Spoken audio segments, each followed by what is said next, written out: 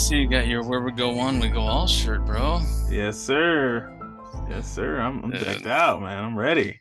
with some of the shit going on, dude, these days. Yeah. I listened to an episode with Juan today, and dude, it's funny because Nino's like fucking blowing a gasket, like, we're done, it's over. He always yeah. And I'm like, and then Juan's trying to talk and talk about it. I'm like, fuck, will you shut the fuck up? I just want to Yeah. hear fucking Juan talk. I don't want to hear you whine. He does that. Yeah, he gets in those moods, man. It's funny. And It's like, Juan was laying it yeah. out, bro. He's like, it's always been the fall, that this is coming. Right. Yeah, exactly. Hey there, guys. Brandon, how you doing, brother? Hey, what's What's going on, up? Hi, guys. Nice to see you, buddy. Dude, Good I to see you too. love the flag, man. Hell yeah, dude. Okay, Brandon, guys. what are you drinking, Brandon? Glenmorangie, dude, my favorite. Nice. What is it? Glenmorangie. I just get the cheapest one, but the cheapest one, in my opinion, is one of the best damn drinks in the world. The 10-year, your typical kind of like yellowish gold looking box. You can get it like Whole Foods or Bevmo or whatever. It's like $42 a bottle. That's like not too bad, actually. Nice. Nice. Dude, that's Rock awesome, on. man. That's awesome. So Brandon, I'm Ed. I'm the one that's been emailing you, bugging the Hi, hell Ed. out of you, man, trying to chase you down, dude. Your course, man. I found your course. Literally found it on Facebook, and I gotta find this guy. And then Nathan's been doing shows for years. He's got a bigger following, but damn, dude, appreciate you coming on and spending some time with us. Definitely. I appreciate you guys. I'm on shows probably 1 to 3 times a week, something like that. Nice. Spreading Yeah. the word, man. Yeah, I had one earlier today, and I'm gonna be on David Icke soon. What? Damn. Nice. Nice. So it's pretty big deal. Yeah, I'm pretty excited about it. Yeah, it's getting big, man. It's getting really, really, really, really fucking big. I was in Sacramento last week, and I listened to the show you did with the whiskey Whiskey, beer, and guys, conspiracies. Yeah. and I sent that to Nathan. That's when I told Nathan, I was like, dude, I'm gonna email this guy. We got to get this guy on. That was a fucking awesome show, bro. Mm-hmm. Yeah, there was one. I watched one. What was it like? Destructing DC or something like that. I just watched that today, and I'm like, yeah, man, this is some good information right here. Yeah, I was on the Free Thought Project like a week and a half ago, 2 weeks ago. I just launched last week or 10 days ago, something like that. That was a big one because they've been around since like 2006. Oh wow, yeah, insane. Yeah. They I was telling Nathan before we jumped on. I was watching a Nancy Drew video today, and literally, dude, DC's a fucking ghost town, and there's fences around buildings, and she's just walking around. There's a couple of buses there, and I was there with my son in early 2017, right after Trump got elected, and it was just insane how busy it was. And I'm watching it now, and it's like, how do people not see what the fuck is going on here? And but you can still get your latte at Starbucks, and you can still watch football. So I guess until that changes, uh, it is where we're at. It's a wild world, man. Wild world. So So hey, which course video are you on? And your name's Ed. Which course are you on, Ed? Which video? so I just finished the passport one, and then dude, I'm literally I got an hour and a half drive to work today, and I'm like writing down stuff on the passport because you mentioned the driver's license, and I'm like writing all this shit down, and then you did the driver's license course right after that, and I'm like, holy shit, everything I wrote down, he just literally listed, because this is what you tell people to do, is like word for word what I tell people to do. And it's like, fine, that's what really attracted me to get you on is because it's never been about the money for me. It's always been about waking people up and just getting the information out there. And do the way you approach it, it's just it's fucking awesome, bro. Thank you so much. Thank you so much. Yeah, I'm in the same boat as you are. I mean, I make a good living, and making a good living ain't gonna mean shit if we don't have it in America here soon. You know what I mean? Yeah. Ooh, yeah. So that's, you know, Yeah. that's the whole thing. So, and anyway, I believe in karma and stuff too. So it's sort of like, you know, you're only gonna get, generally speaking, not always, but you're generally only gonna get good things if you put good things out. Just keep it simple. You know, I'm not too worried about myself, you know. So the episode tonight's called "The Truth About Freedom," and like we know you know you're an American state national. We are too. But what is your course cover for those that maybe watch this that are just like, what are they talking about? Before we get into more stuff tonight, can you just start off with what your take is on that? What's going on when it comes to U.S. citizens? And then real Americans and the like. Yeah. So in the course I teach, you know, the first few videos are all just knowledge download. Then on video number 5, I teach how to fill out the W-8BEN form. So a person can go to their employer if they have like a job, and they can immediately and instantaneously get all of the taxes removed from their paycheck. Right. State and federal. I've had some reports that the WABEN doesn't take off some of the other taxes like Social Security, maybe, and a couple other ones, but most of the taxes are eliminated by doing the WABEN, probably 85-90% of all the taxes. And and then on video number 9, I teach you how to do a revocation of election. You guys are familiar with that, right? Oh yeah, the letters, yeah. So I found the fastest, easiest, and free way to do it, where it's literally just fill in the blanks and send in the paper. You do a Form 56, and you just fill it out in a certain way and mail it in. Literally, it's that simple. And I just teach the person on the video how to fill out the Form 56. You just mail it in. Are you using registered mail for that? Yeah, registered or certified. I mean, Yeah. it's dirty. It's a dirty video, meaning like you don't have to know anything about hardly anything. It's just dirty. It's just, here's a Form 56. This is, they know what they're doing. It's not like they don't know what they're doing. Right. But it's not anything like an affidavit. It's not anything like that. It's just the dirtiest, nastiest way of doing a form, a revocation of election. Like no money, barely any knowledge, and you're still able to send it in. No notary required, nothing. So when you do the Form 56, do you do it the David Straight way, where the way he fills it out? I know because you mentioned him quite a bit. I've been to a couple of his events, and I'm kind of 50-50 on how he does it now. But no, I do it differently. I don't know how he does it. Little secret on my end. I had never even looked at the Form 56 in my life before I was in the middle of that video live. Nice. So wow. I filled that thing out live. I've never told anyone this, not a soul on the planet. So it was exclusive just for you guys' show. Nice. Winging it. I was like, well, fuck, I heard the 456 is good. I pulled it up and just, that was it. Just winged the whole thing through the video. So the video is a bit sloppy, but I actually just winged that thing. I had never seen a Form 56 in my life. I just heard about it. But when I saw it with my own eyes, I was like, okay, this makes sense. I know how to do this. And I just did it. And to this day, I'm still happy with the way I did it in the videos. It's like the videos are released July 2nd. So it's been what is that? Oh wow, we're not even a year. We're coming up on 1 year. Almost, yeah. So almost 1 year later, I'm still pretty happy with the way I filled out that 56. I really don't have any updates to it at all.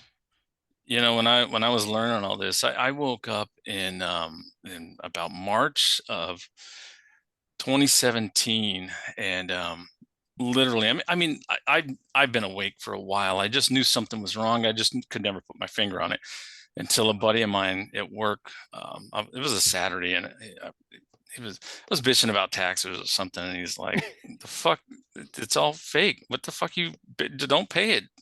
And I'm like, "What are you talking about? You got to pay it." And he's like, "No, he's like, it's all a sham. It's all a charade." And I thought he was crazy till I started researching this stuff. And then like you, dude, I went down this hole, and just once I figured he was right, I was like, I was headed for the door. But the first 56 I did was back in 2017 or 2018. And I literally sent it to Puerto Rico because one of the first things I did was a trust. Yeah. I did a trust with a 98 number to get, I was everything out. I'm out completely. And I sent the 56 to Puerto Rico where where they're at, and let them know that I was going to be filing at 1041 now, which is a trust return. And they don't ever answer you, but I never could figure out how to actually file. I tried to file the 1041, but it was really confusing. So there was something you said early on in some of your videos about California, because the franchise tax board are fucking 10 times worse than the IRS. And you had mentioned something about when you get a trust, you can deal with the franchise tax board. So I'm looking forward to those videos. You said you were going to do one in a later episode. I'm hoping that you cover some of that stuff, because the franchise tax board in the States are just fucking crazy.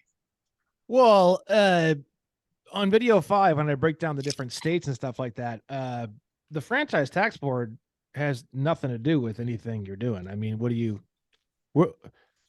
you referring to, like a business that you own or something?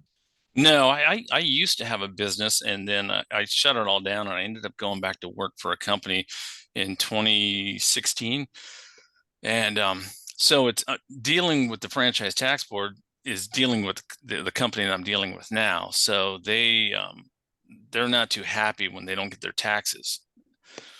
So if you're self-employed, it's probably pretty easy. But if you're not self-employed, they try to garnish you and play all kinds of funny games. I sent them a Form 56. They literally sent me something about 4 months ago that said we're not even going to answer your stuff anymore. It's just frivolous. And it's like, no, it's not really frivolous, but that's the stuff they send out to people. Are you filed under W-9?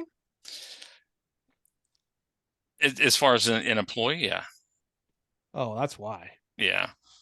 So look, a lot of people don't realize this. I'm looking this up right now, and I don't know what you guys know and what you don't. So I'll just assume whatever I'm going to assume. But do you know the definition of franchise? Very interesting definition. To me, it's a franchise of the IRS. No, franchise. Here it is, right here. Wait, what? That's dumb. Let me see if I can find it here. I've never seen that. Yeah, always learning, man. I know it's a lot of the basic stuff, but when it comes to these specific definitions and stuff, they they do all kinds of stuff and make it, there's a bunch of different definitions depending on where you're looking. Black's Law or the UCC or one of the other several. Yeah. So check this out. A special privilege conferred by government on individual or corporation and which does not belong to citizens of country generally of common right. Hmm. That out. Let's see here.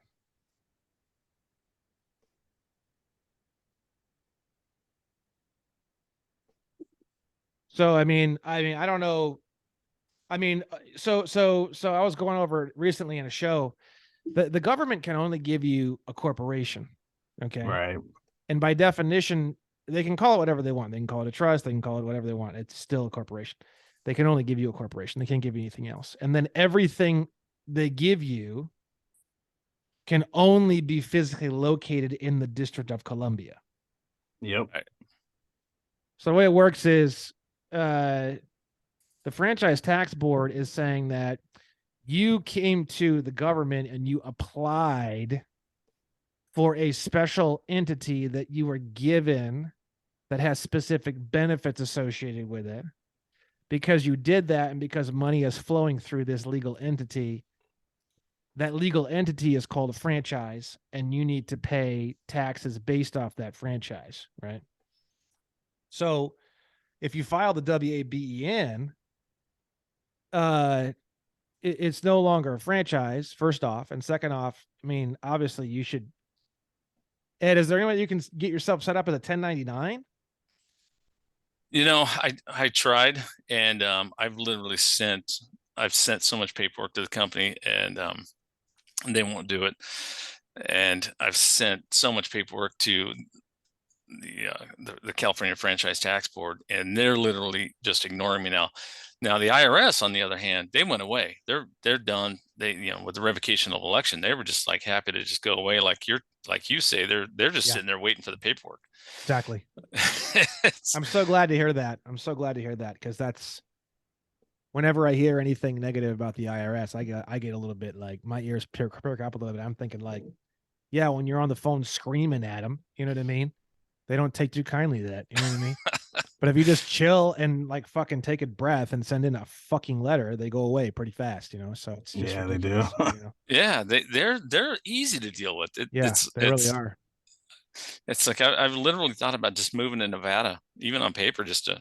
Well, I opened up a whole bunch of trusts. I opened up a whole bunch, and I basically all you do is you just put together the trust paperwork. I think David Straight has like a trust template online you can get somewhere. Yeah, he does. Yeah. Mm-hmm. You just draw it up, get it notarized, and then you just go and you fill out a SS4 or SS5, whatever it is, to fill out the form to get an EIN number. And then you just take the trust into the bank. I had to go to like 2 or 3 banks before I found one that would open up a trust for me, trust account. And you just tell them it's a private irrevocable trust, and they'll open up an account for you. All you need is that EIN number. And then you can have a bank account. Now, what I did is I opened up a whole shitload of different trusts. I opened up like 4 or 5 of them. And one of the ones that I opened was just my name in all capital letters. Right. So whenever you get any checks, whenever you get any money in your name, you deposit it into the trust account. Yep. But what I would do is if they're not willing to, now you got to keep in mind at the top of the I-9 form, there's an anti-discrimination notice.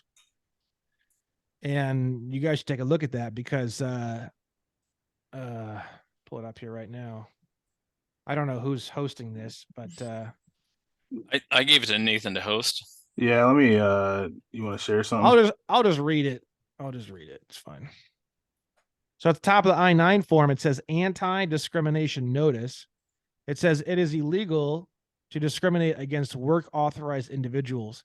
Employers cannot, and the word cannot is in all capital letters and it's bold. They made it very intense. Employers cannot specify which documents an employee may present to establish employment authorization and identity.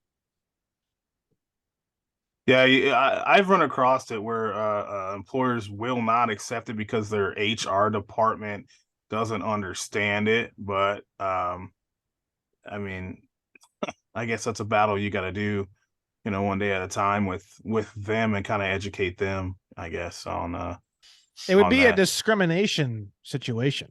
Right. And then it's a very simple conversation. It's just, hey,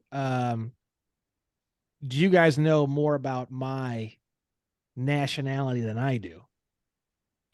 Because if you do, then why are you asking me for anything? Yeah. Yeah, I literally sent this to the company's HR department, and they forwarded it on to attorneys, like Nathan was saying. This about 3 years ago. And they were like, yeah, we're not going to do that. And I just kind of let it lie at the time. I've been exempt for years now. And the IRS, they don't care. They just went away. It's the franchise tax board. And so It's not a big deal, but I just kind of wanted your take on how you would deal with that, because I've been under a trust with a 98 foreign EIN number since 2018. So I don't do any banking through my all caps name. It's all through a trust. The direct deposit or whatever you get for work goes to the your trust account. Yeah, yeah. Oh, well then who cares about the franchise tax board? Just hit them with the commercial lien for harassment.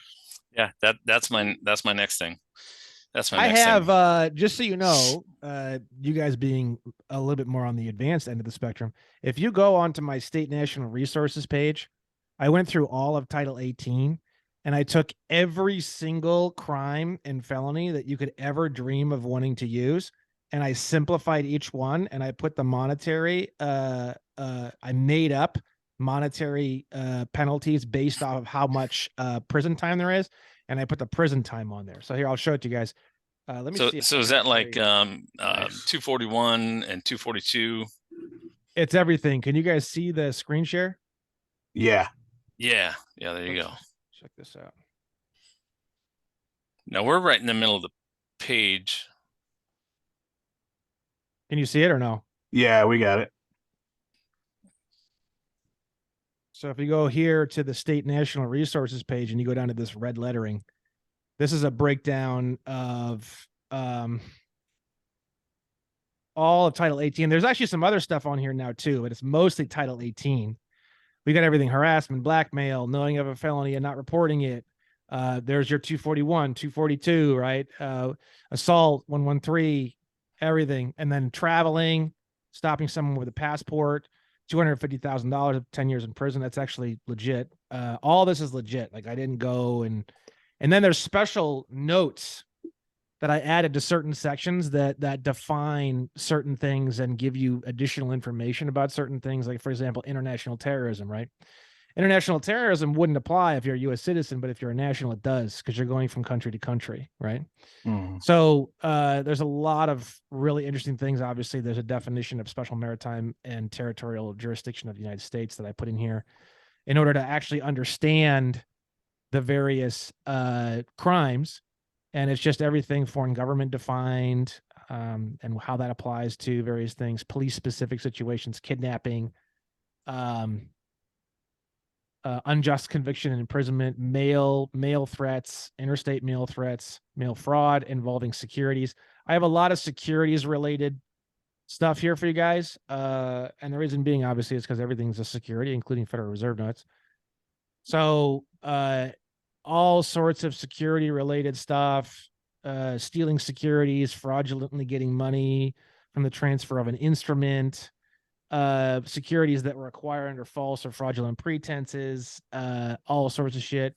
Government employees, county recorders, government officer lying knowingly and willfully, lying when administering oaths, destroying, moving, or anything like that, reports on documents in the recorder's office.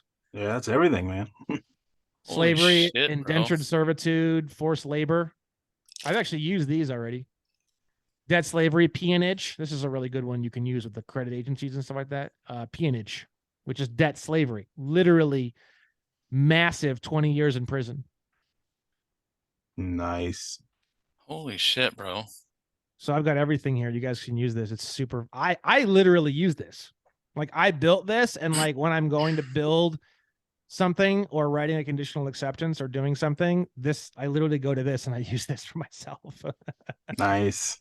Dude, I'm gonna jump on there and look at that, because so quick story, that'll probably jump us into the passport part of this interview. I was gonna ask him about that too.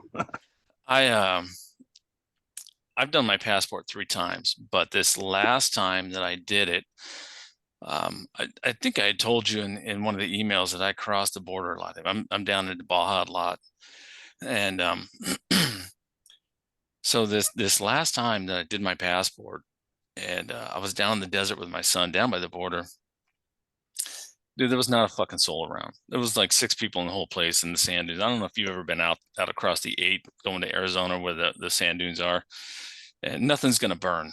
and these two federal BLM agents rolled up on us in the middle of the night, and decided they just wanted to tune somebody up for something. One guy, I learned later, one guy was in training, and so he's banging on my RV door, and I'm half out of it. I had a few drinks and was asleep, and so I walk out, and I'm like, what the fuck do you want?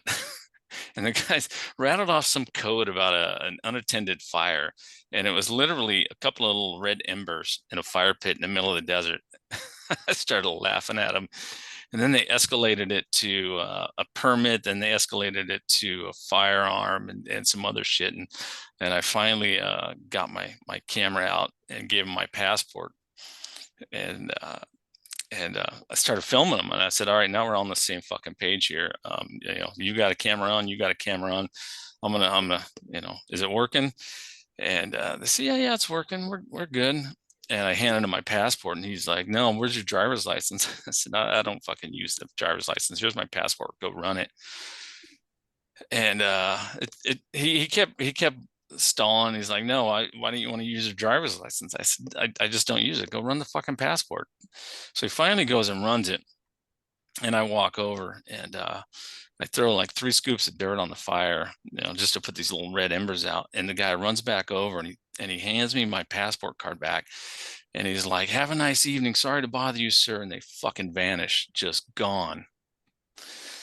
And there's a lot more to the story. I mean, to the point where they threatened my son, and they were going to go in and drag him out of the motorhome and a few other things. So I've been looking for a way to kind of go after him. I FOIA requested everything, and all I got was their cameras. They wouldn't give me their insurance. They wouldn't give me anything else. So I'm still kind of dealing with that. But this passport thing really, really works. There's no bullshit behind the passport. The only because the 14th Amendment literally there says that there's so much case law on this, the slaughterhouse cases and everything else. There's so much information on the fact that there is 2 different options. Yeah.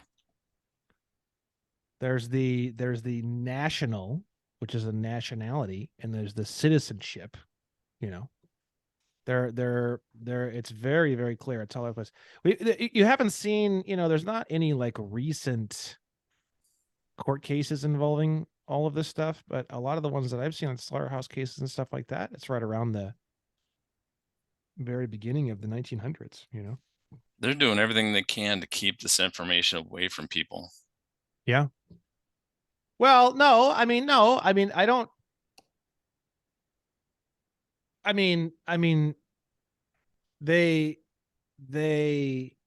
to some degree or another, up until now, have not done anything to help assist people in understanding what all of this means. But I mean, all this stuff is blowing up now to the point where everyone I know who's trying to get a passport, they're on like a 4-month backlog right now. Wow. Oh yeah.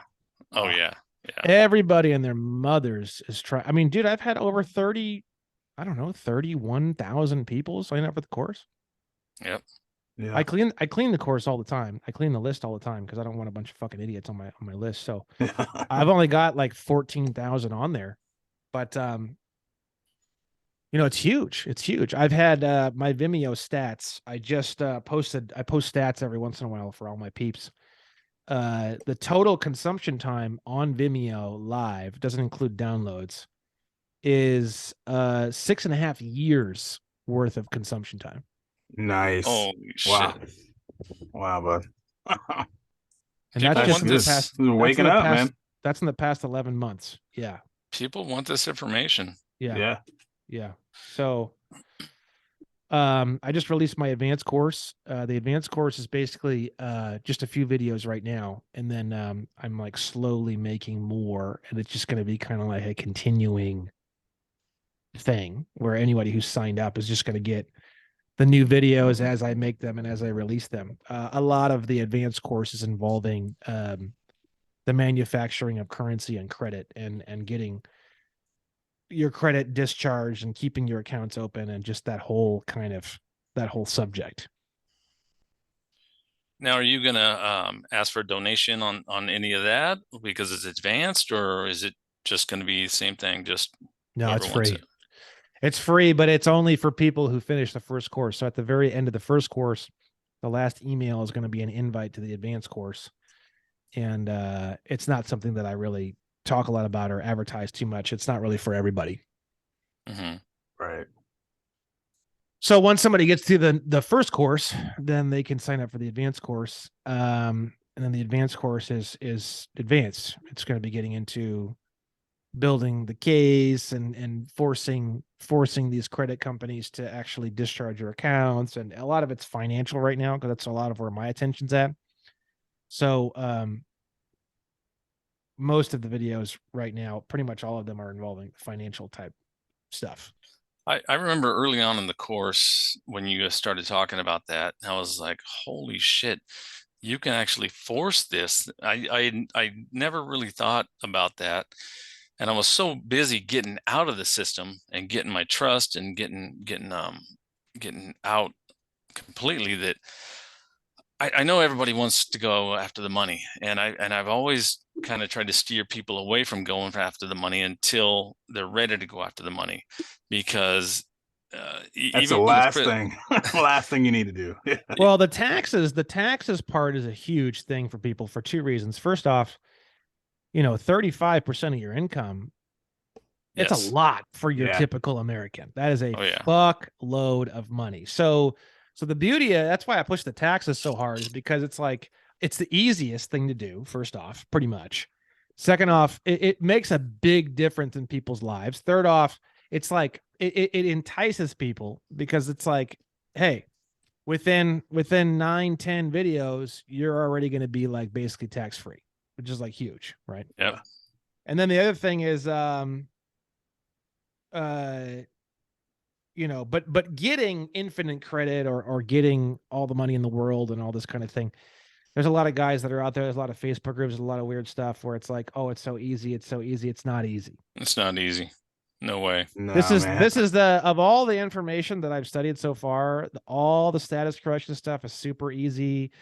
The passport, on a scale from 1 to 10, the passport is a little bit more difficult. I would say like maybe a 5 out of 10.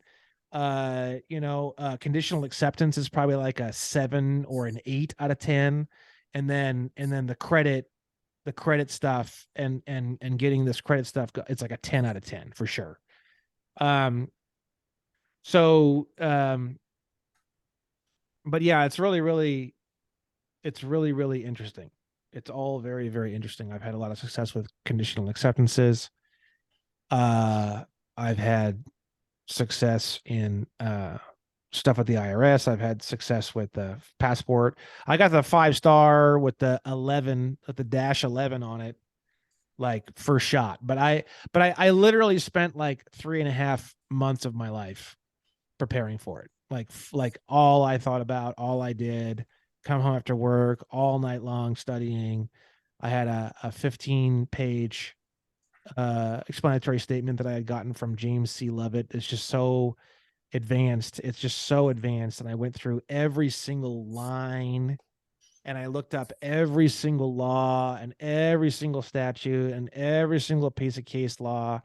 And I went through and I edited the whole document and cleaned it up and made sure that like I understood every single sentence fully as best as I possibly could. And by the time I submitted the passport, dude, I was like totally fried. I was like, I didn't even want to fucking talk about it or listen to nothing. I didn't want to like look at a fucking passport. And then one day, like 5 weeks later, I got the package and I opened it up and it had the fucking 5-star passport on it. And I was like, oh my God. I was literally like crying and dancing in my driveway at the middle of the night. Yeah, it was pretty wild. So but I earned that shit. I earned that shit. Let me tell you. Like anybody at the passport office looking at my documentation would have been like, this dude didn't just print this shit up and fucking sign it. Like this dude fucking went hard as fuck. So what's the So- difference between the stars, man? Because that's one thing, the stuff I've went through where I was told it really doesn't matter. I mean, I think mine's 4-star or something like that. I went, I went to the post office. That was one of the first things I did when I converted back to my sovereignty. I mean, is that something you cover in your course? To be honest, I haven't. Echo turned me on to your course. I went to your website. I'm getting into your stuff now, but I'm just starting. So, do you talk about that in any of your material there? Yeah, so it's a three-pronged attack on the passport, the way I teach it, right? And each one that I've done personally, meaning like I actually did all the paperwork myself, has been a 5-star.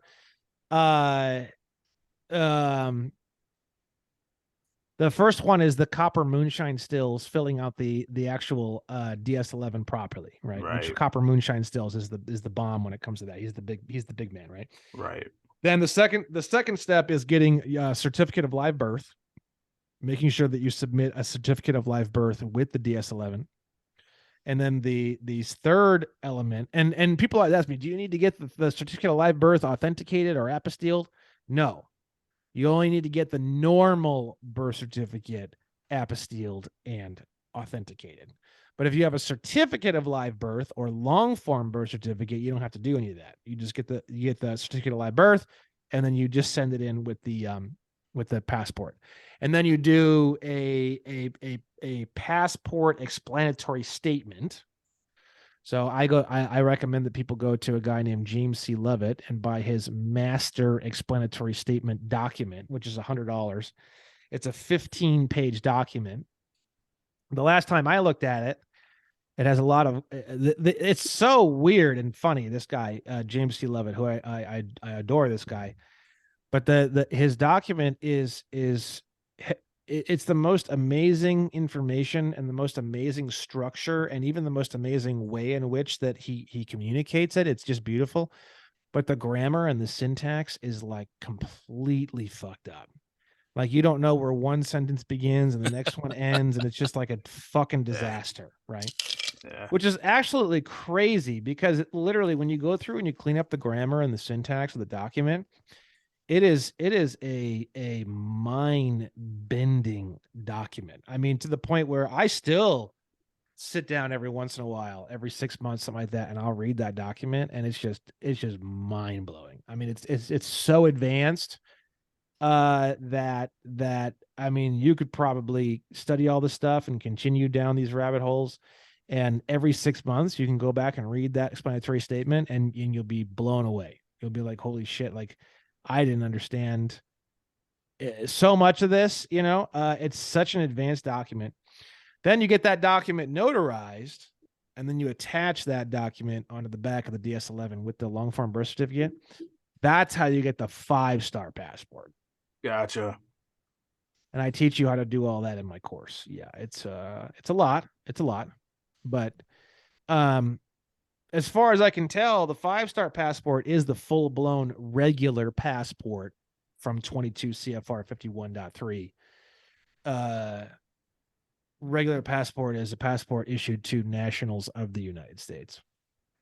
As far as I can tell, we haven't been able to like 100% verify any of this, but as far as I can tell, the 5-star is the big boy, the full blown. You are literally classified as a foreign government at that point, as per 18 USC 11. So you are fucking 100% right. The only thing I question is the stars, and the reason I question the stars is because I've done this 3 times. So I did the original passport, and which didn't do shit, and then I did the copper moonshine passport, and I literally had a run-in with a federal agent down in the desert the first time, and gave it to him, and he didn't give a fuck. He literally looked my license up, wrote me a ticket, and said, I don't give a fuck. There's nothing changed on it. Once I did it a third time, and I did it with an explanatory statement and a couple other documents. I literally sent in also a signed copy of the Declaration of Independence, because you're not a party to that document unless you sign it. So there's a few other forms that I sent in with mine. Beautiful. And it seems like that's when everything changed. But I still had, so I had 4 stars on the first one. I had 4 stars on the second one, and I had 4 stars on the third one. So I'm always interested to find out, like, so if you got 5 stars, were there 5 stars on the first one you did, or did it actually change and they gave you more stars? No, I had 3 on the first one, and then I had 5 on the next one. Now, I don't necessarily disagree with you though either, because I know guys who have 3-star passports that are being treated that way. I just know that there's another section on the lower left part too that has a bunch of numbers and then a dash. And then I was told like 09 is like a really high status, and then dash 11 is the highest status.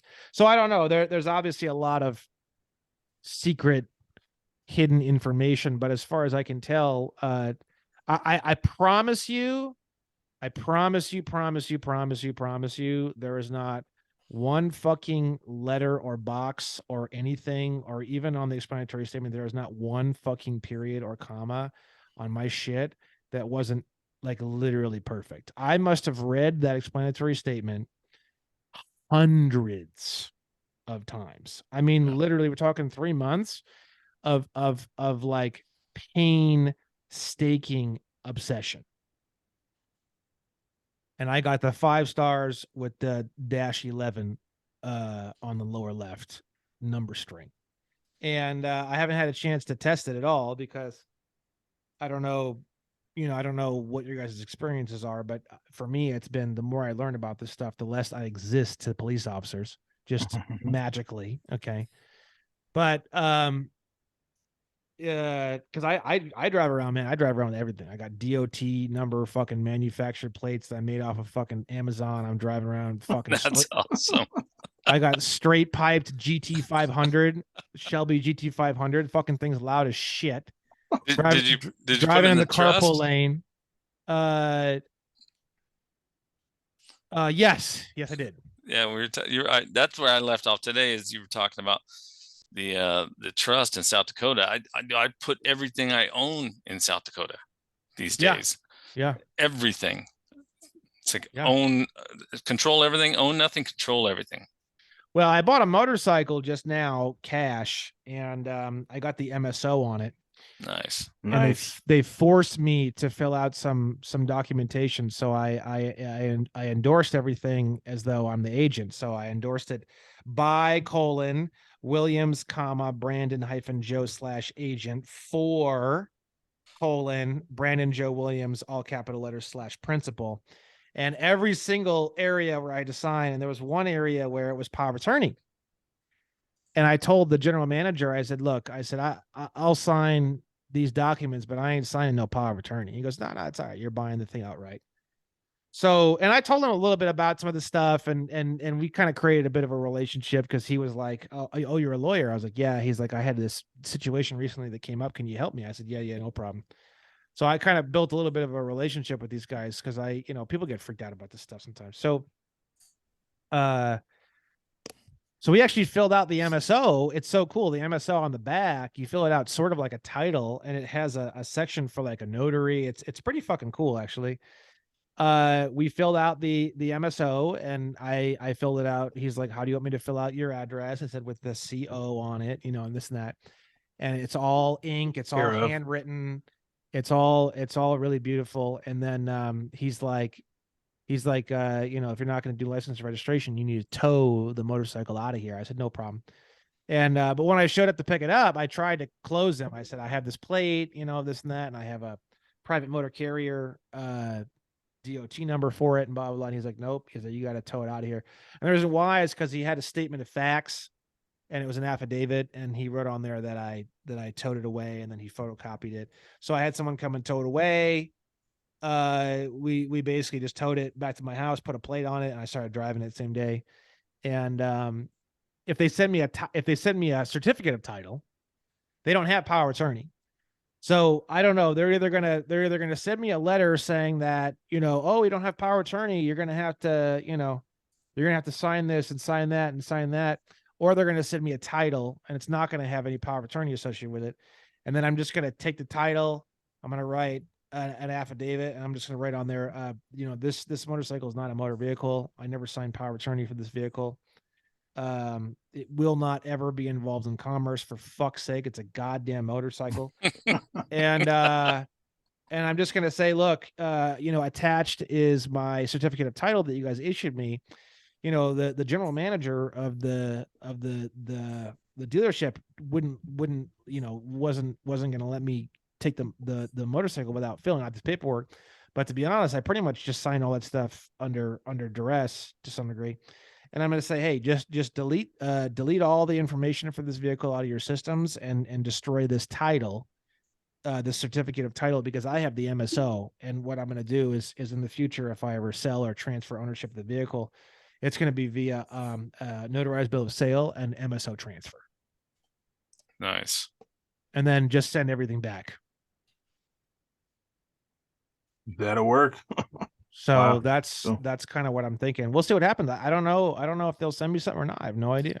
Well, So if you we'll have see. the MSO, they shouldn't send you anything, because that's usually what gets sent to the state that triggers a certificate of title. Exactly. So if you have that, then dude, you're golden. I don't think you'll get anything. Yeah, I have the original literally right here. Pretty wild. Pretty cool document. I really like. Yeah, congratulations, man. That's really cool. So what I did was I on my motorcycle, I have a little baggie in my pocket, and it has the definition of private motor carrier in it. It has my my DOT registration page. You can go online and type in DOT number lookup, and you can actually look up anybody's DOT number. You just type in the DOT number, and it'll pop up, and you can see all their information, right? Yeah, on SaferNet. Yeah. But on mine, in the first section, so as per 18 USC 112, one of the terms that I enjoy using very much to describe what I am is official guest. It just makes me sound more like a diplomat. It's one of the 6 terms that they let us use as per 18 USC 112, how they describe us, right? And so I put on their official guest of the United States as per 18 USC 112 in one of the first sections of the DOT registration form. But when you look it up on the DOT lookup, it cuts off a bunch of that text. So I went on there and I pulled up a copy of the one that is like the original one that I get with the signature on it and everything, the signature part that has the all caps name on it and everything. And I printed that off. And then I have a couple of sections that have the definitions of motor carrier and motor vehicle and all that. And then I have a copy of my my copyright of my name in all capital letters. And then I have a copy of my MSO, and I just wrote copy in red all over it. That way they can't take it and try to steal it or something. And I carry around all that in my pocket in a Ziploc bag in my pocket of my jacket whenever I'm riding around.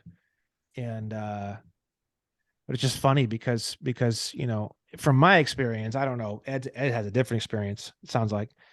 From my experience, the more you learn about this shit, when you really, really, really start to get it, I mean, it's like magic. Well, they fold and run. Well, no, even beyond that, they don't even, it becomes almost a spiritual thing at a certain point where right. I could be flying past a cop at God knows what speed. They just don't. It's as if I literally don't exist. I'm telling you. Let me put it this way. My Shelby GT500 is about 780 horsepower. It's modified very, very heavily. I got a massive supercharger I put on it. Okay, it's straight piped, loud as fuck. Okay. Nice. My motorcycle is a Speed Triple 1200 RS. So it's literally a super sport bike, or damn near. It's a sport bike, a 1200 cc sport bike. I mean, the thing literally goes from like 20 to like 140 literally within like a second. So it's like I'm driving around at 95, 110 miles an hour in between the cars. I don't exist, man. I'm telling you, like, I literally just don't exist. I don't exist. And you I guys are drive- in California, right? Yeah, and I drive in the carpool lane in my car all day long, constantly, every day. I'm in the carpool lane all day long. Dude, You don't have a blow up doll in the passenger seat or nothing? I've seen that shit. I've seen that shit. No, I've literally seen that shit like several times where they have like dolls and shit in the passenger seat. Right? No, I don't have anything in the passenger seat. Nothing at all. Nothing at all. Nice. Nothing at all. The way I made my license plate is it's a Florida license plate with a DOT number on it. So it's like if someone really, really knew what a Florida license plate looked like and they like knew in the back of their head what it looked like, they would know that the one that I have is kind of weird looking. But if you don't like, if you're not super familiar with Florida plates and you don't like remember what they look like, it looks like just a normal Florida plate. Hey guys, If I I'm was- gonna read. If I was in Florida, I'd be getting pulled over. But in California, it just doesn't happen. So, Hey, I'm gonna refill real quick, and I'll be right back. all right, cool. So it sounds like for the people that are watching, what Brendan is talking about is like using the law to your advantage. Don't be scared of using using the UCC or the USC to for your benefit. That's what it's written for. That's what it's for. It's for you. It's not against you. You just have to know how to use it. And if you don't know how to use it, you got to read. You know, you got to do research. It's not easy. And it sounds like Brandon, you've done a lot of research, spent a lot of hours every day figuring this stuff out. And as American state nationals, there's all different levels, you know, and there's different ways. There's Anavon Wrights, which is where I originally started. I switched to David Straight. I did a lot of his stuff. I went to a couple of his events. By the way, I do got a story about him, though. I don't think he quite likes me, but that's okay. Well, That's look, 'cause- here's I want to say something about this because I hear this all the time and I get a little tired of it. You know, we all as human beings have a bit of a tendency to sort of differentiate from one another and differentiate who's better and differentiate this and differentiate that. And I think we're all here learning from the law, and one of the things that the law teaches us is the importance of intent. right. Intent is everything in the law. The difference between murder and manslaughter, the difference between 3 years in prison and 35 years in prison is intent. Okay. Absolutely. So all these people, and I have horrible stories about some of these people too. All these people have the intent to do good things. Whether they're charging money or not, I don't really care. At the end of the day, as long as they have the intent to do something good for people, they have the intent to deliver something of value, they have the intent, even if they're getting paid, doesn't matter. As long as they intend to improve other people's lives proportionally to how much money they are charging, I don't have a problem with them. Right. Right. And No, I exactly. don't like a lot of this stuff, because what happens is that you also have to think too, is that, let's say, for example, there is an interest in stopping what we're doing. The best way to stop what we're doing is probably agent provocateurs creating a divide and conquer between the various groups doing this, right? It's always the same. They the do this same. everywhere. It's always Sun the same Tzu, playbook, Art of right? War, ever since Exactly. the beginning of time. Yeah. Roman Empire. Yep. So Anna von Reitz, I have some pretty crazy information about her that I will not share on this podcast, but you know what? I read Disclosure 101, which is one of the books that she wrote, and it is an absolutely phenomenal book. That was one of the first introductions that I ever had to any of this information, and I would recommend Disclosure 101 to absolutely everyone that I talk to. David Straight, I've heard all sorts of things, and some of the information is great, you know, whatever. But at the end of the day, he's out there. He's doing a lot of shows. He's doing a lot of things, and he's the guy who's kind of driving a lot of the MSO stuff. And then also keep in mind, David Straight is the one who's very, very heavily focused on children trafficking, Yep. and child protective services. Okay, Anna von Reitz is not very centric in that area. I am not very centric in that area. James C. Lovett is not very centric in that area. Chris Hauser is not very centric in that area. If you've had your children stolen, I would say, or kidnapped, I would say the person I would recommend that you go and talk to is David Straight. He is the person you should talk to about that particular situation. So by throwing him under the bus, let's say, for example, we throw him under the bus. Okay.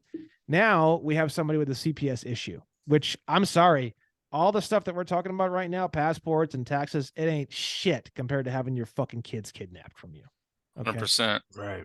So the thing is that let's say someone has had their children kidnapped from them. They've had their fucking entire life completely destroyed.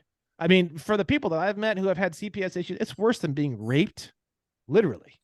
Not to mitigate people who have been raped. It's like on the same level, but having your kids stolen, I mean, that is fucked. These people are fucked up.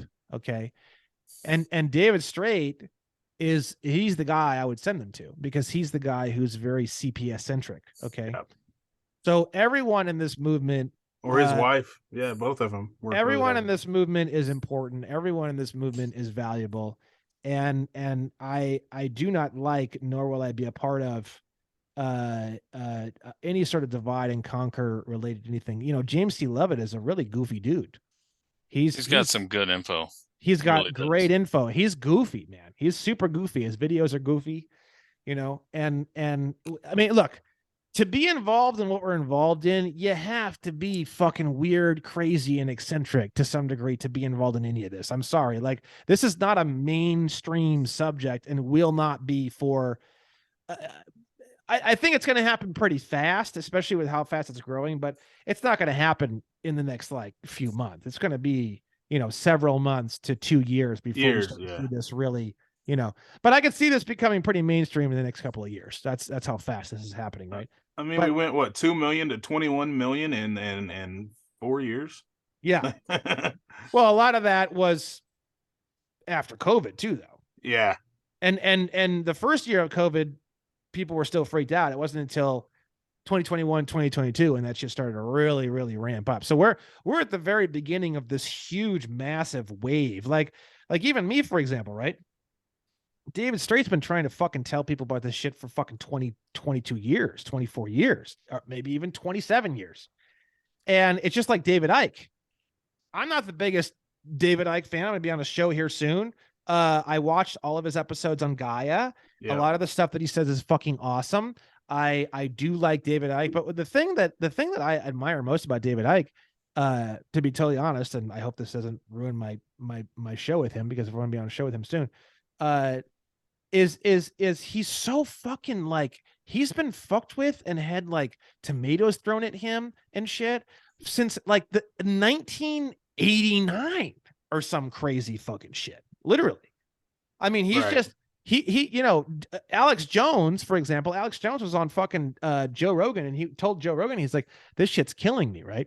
And one of the reasons why, in my opinion, why Alex Jones is so stressed out is because he's trying to tell people, and they think he's crazy, and he just gets crazier and crazier and crazier, because he's like, you got to listen to me. You got to listen to me. He's trying to help, but people are calling him crazy, and that drives people crazy when you do that. Right.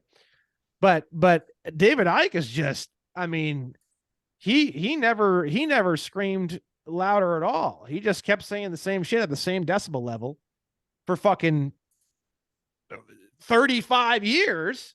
I mean, David Icke is like the OG. You know what I mean? Oh, absolutely. He's like, you know, even beyond Alex Jones, you know, he's the OG. David Icke is the OG, right? And the thing about David Icke is he just fucking, whatever he thinks and whatever he researches, man, he doesn't give a fuck.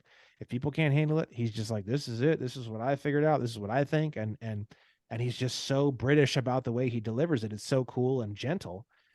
And it's just a shame, because he's just had the shit beat out of him. And then now all of a sudden, in the past couple of years, David Icke's become the hottest thing since sliced bread. And you know what? Good for him, man. Yeah. Good for him. Yeah. Fucking Christ. Yeah. Yep. Fucking Christ. And if you guys have never seen it and you're watching this or listening to this, TrueRants.net, go there. We got some documentaries up there with him from a couple years ago. Beautiful stuff, man. Beautiful stuff. You know, And, and some of the stuff he says, he talks about the reptilians, the reptilian races. yeah, and there's stuff. some out of the world And stuff. you know, it's like I just don't resonate with that. Maybe I will at some point. Maybe I will. You know what I mean? I don't know. But the bottom line is that, you know, most of what I've seen from him, and I've watched his whole series on Gaia, all 10 episodes, whatever it was.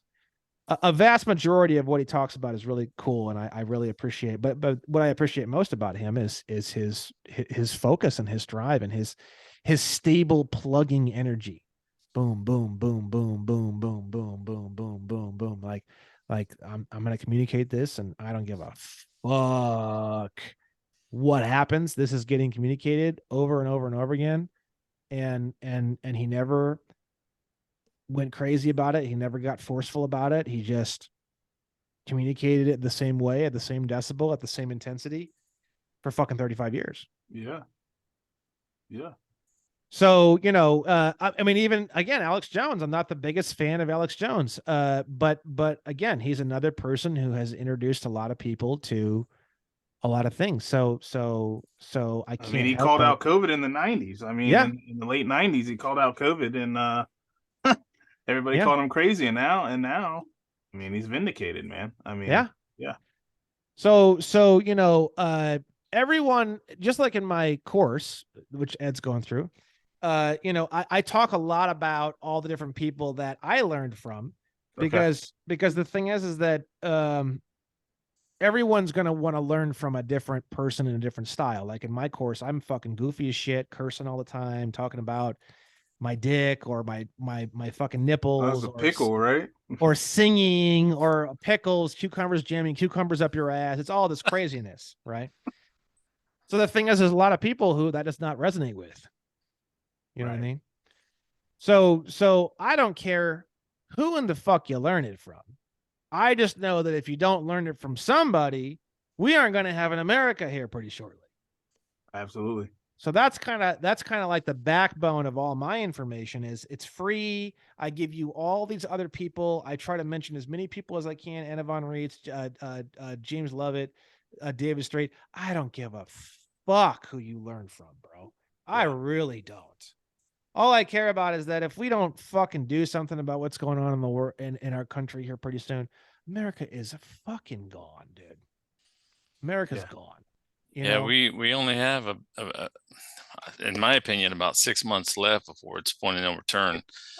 And I mean, they're flooding millions across the damn border now, and they're giving them citizenship at the border because they want to be able to vote. So come right on in, and we're gonna give you citizenship right here. And the only way it's gonna stop is if governors stop it.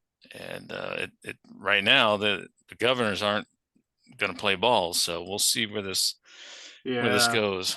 Yeah, and this whole pistol brace ban thing, which is horseshit. It's not really a pistol brace ban. But the supposed illusion of a pistol based brand. I mean, all the people that I've talked to that I get reports from constantly all over the country, all the people that I know that have communication lines into the sheriff's office has openly declared they're not gonna have anything to do with any of this. No. So there's, you know, even the sheriff's offices, from my experiences, are starting to realize that there is something very wrong going on in our country, you know, and thank fucking Christ for all the sheriffs out there and all the sheriff's offices, because I'm telling you right now, if there's one area that is the most important area that will protect the difference between this country going in the shitter and not going in the shitter, it's the sheriff's offices. So thank God they're the supreme law enforcement agency in every county. So yeah. So anybody hearing this that may be involved with the sheriff's office or outside of a sheriff's office or married to someone in the sheriff's office or in the sheriff's office yourself, thank you very much. My brother is also in the sheriff's office in Indiana. Very, very appreciated, very, very loved, very, very adored. And anyone who is in this movement that we're doing, who is making enemies out of the sheriff's office, is not a friend of mine. So, well, the sheriffs got roped into this policy bullshit too. Yeah. And they're starting to wake up and realize that they are the highest law enforcement officer on the land. And even here in Riverside County, I know you're in LA. You had a pretty liberal sheriff there for a while, but I think you got a new one.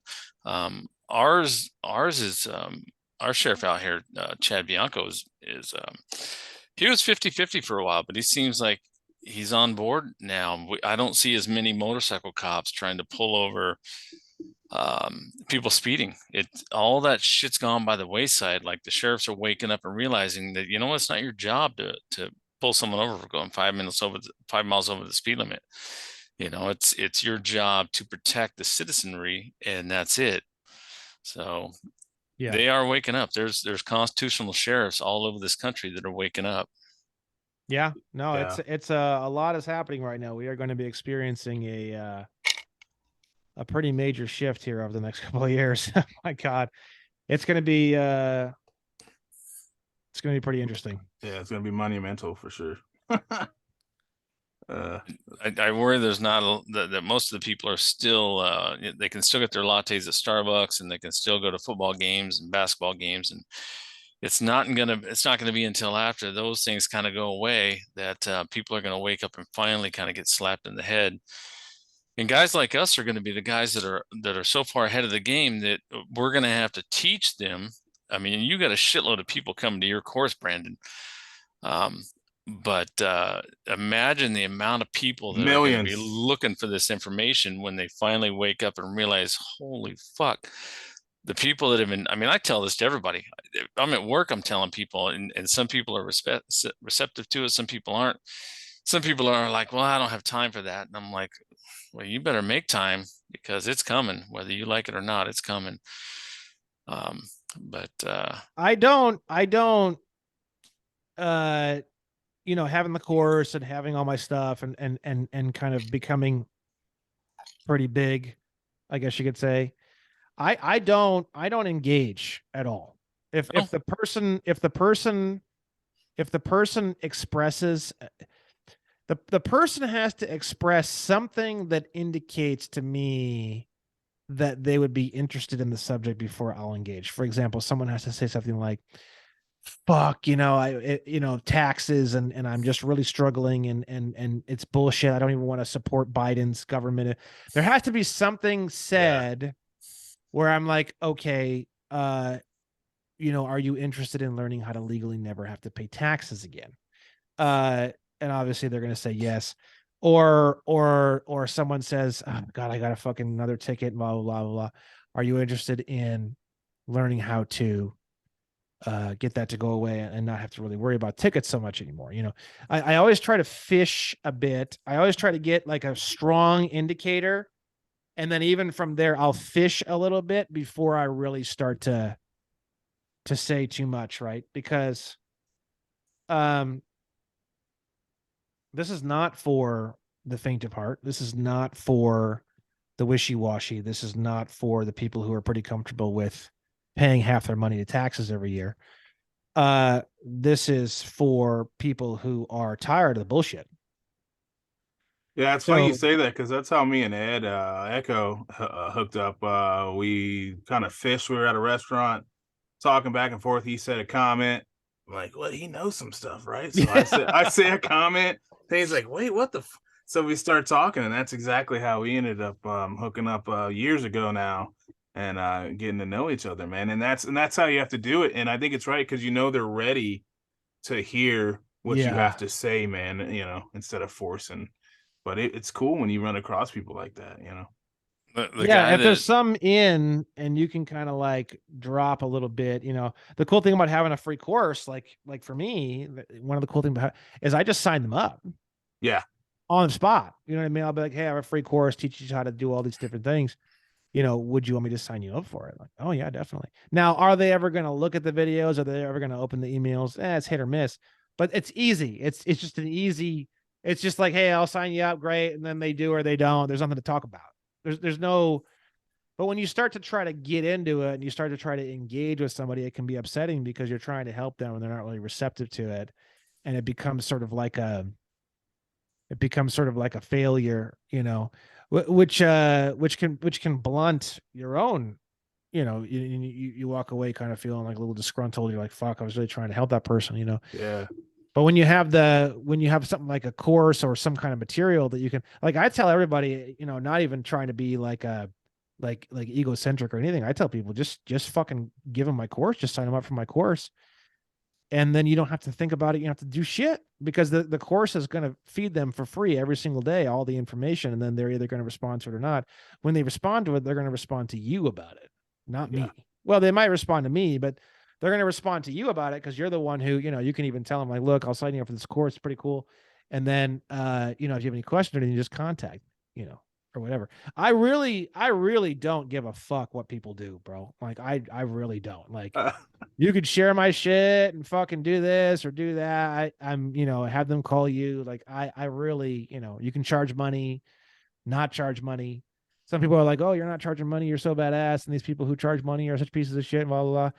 I don't even agree with that, because the thing is that some people don't have the money and they're trying to get away from their stupid fucking job that they hate. And they're like, well, shit, if I can get paid a little bit doing this, something that I love, dude, I'm all for it, man. You want to build MSOs for people? You want to do fucking DS11s for people, and you want to charge them money? I'm all about it, bro. I don't give a fuck. So, for me, it's just a matter of, like, look, if I was broke and 22 years old, I was broke all through my 20s, man. If somebody would have came to me and said, hey, you can do something cool and help America and help people not pay taxes legally and all this, and you can get paid to do it, I'm fucking, sign me up, bro. Sign me up, Yeah, copy that, man, for sure. That literally what I was telling you earlier, the guy that woke me up and I was bitching about taxes, same exact thing. He wouldn't give me really any information. He's like, oh, okay, yeah, go research this, go research that. He would make me go and do it, and I would get so frustrated with him because he wouldn't give me the information that I needed. He made me go and research it, and that's how he knew that I was interested. So yeah, I'm down with you on the whole making people do it themselves. They have to go and you can't do it for them. They have to go and do it. Yes, totally. Because I mean, I knew this already from the beginning. You start doing shit for people, they get one letter from the IRS, they get one letter from the DMV, and they are crying, screaming, and shaking, and they're at your fucking doorstep. So fucking annoying, man. So fucking annoying. And absolutely annoying, infuriating, and frankly kind of pathetic. But it is what it is. So I don't do that shit. I don't do that shit. Because you're just shackling. I mean, that's why I don't even really charge, because even the people that I charge, it's sort of like, oh God, it's like now I'm sort of shackled. You're like the fiduciary now, yeah. Yeah, literally. Yeah, but fiduciary responsibility now. Yeah. But the amount of money that you're charging, what did you say in the one video? You're like $40,000 or $40 million to help them get it done. It's back when I was ridiculous amount of money. Back when I was back when I was first testing the 1099A forms, which have never gotten to work, by the way. When I was first testing the 1099A forms, I was like, send me $2 million on a 1099A. I'm going to send in all the trustee documentation. And once I get the 2 million, then I'll do all your consulting and I'll set you up. And I had like 7 or 8 people send me $2 million 1099As. And I mailed in almost all of them. I have one sitting here that I never sent in because I was like, fuck this, because none of it ever worked. But yeah, it's one of those things where, I've never had anyone pay me $40,000 to do a passport. I say that in the videos, but I've never had anyone actually pay me to do that. But the reason why I said $40,000 in the videos is to just ensure that no one ever fucking asked me to do it. That's why.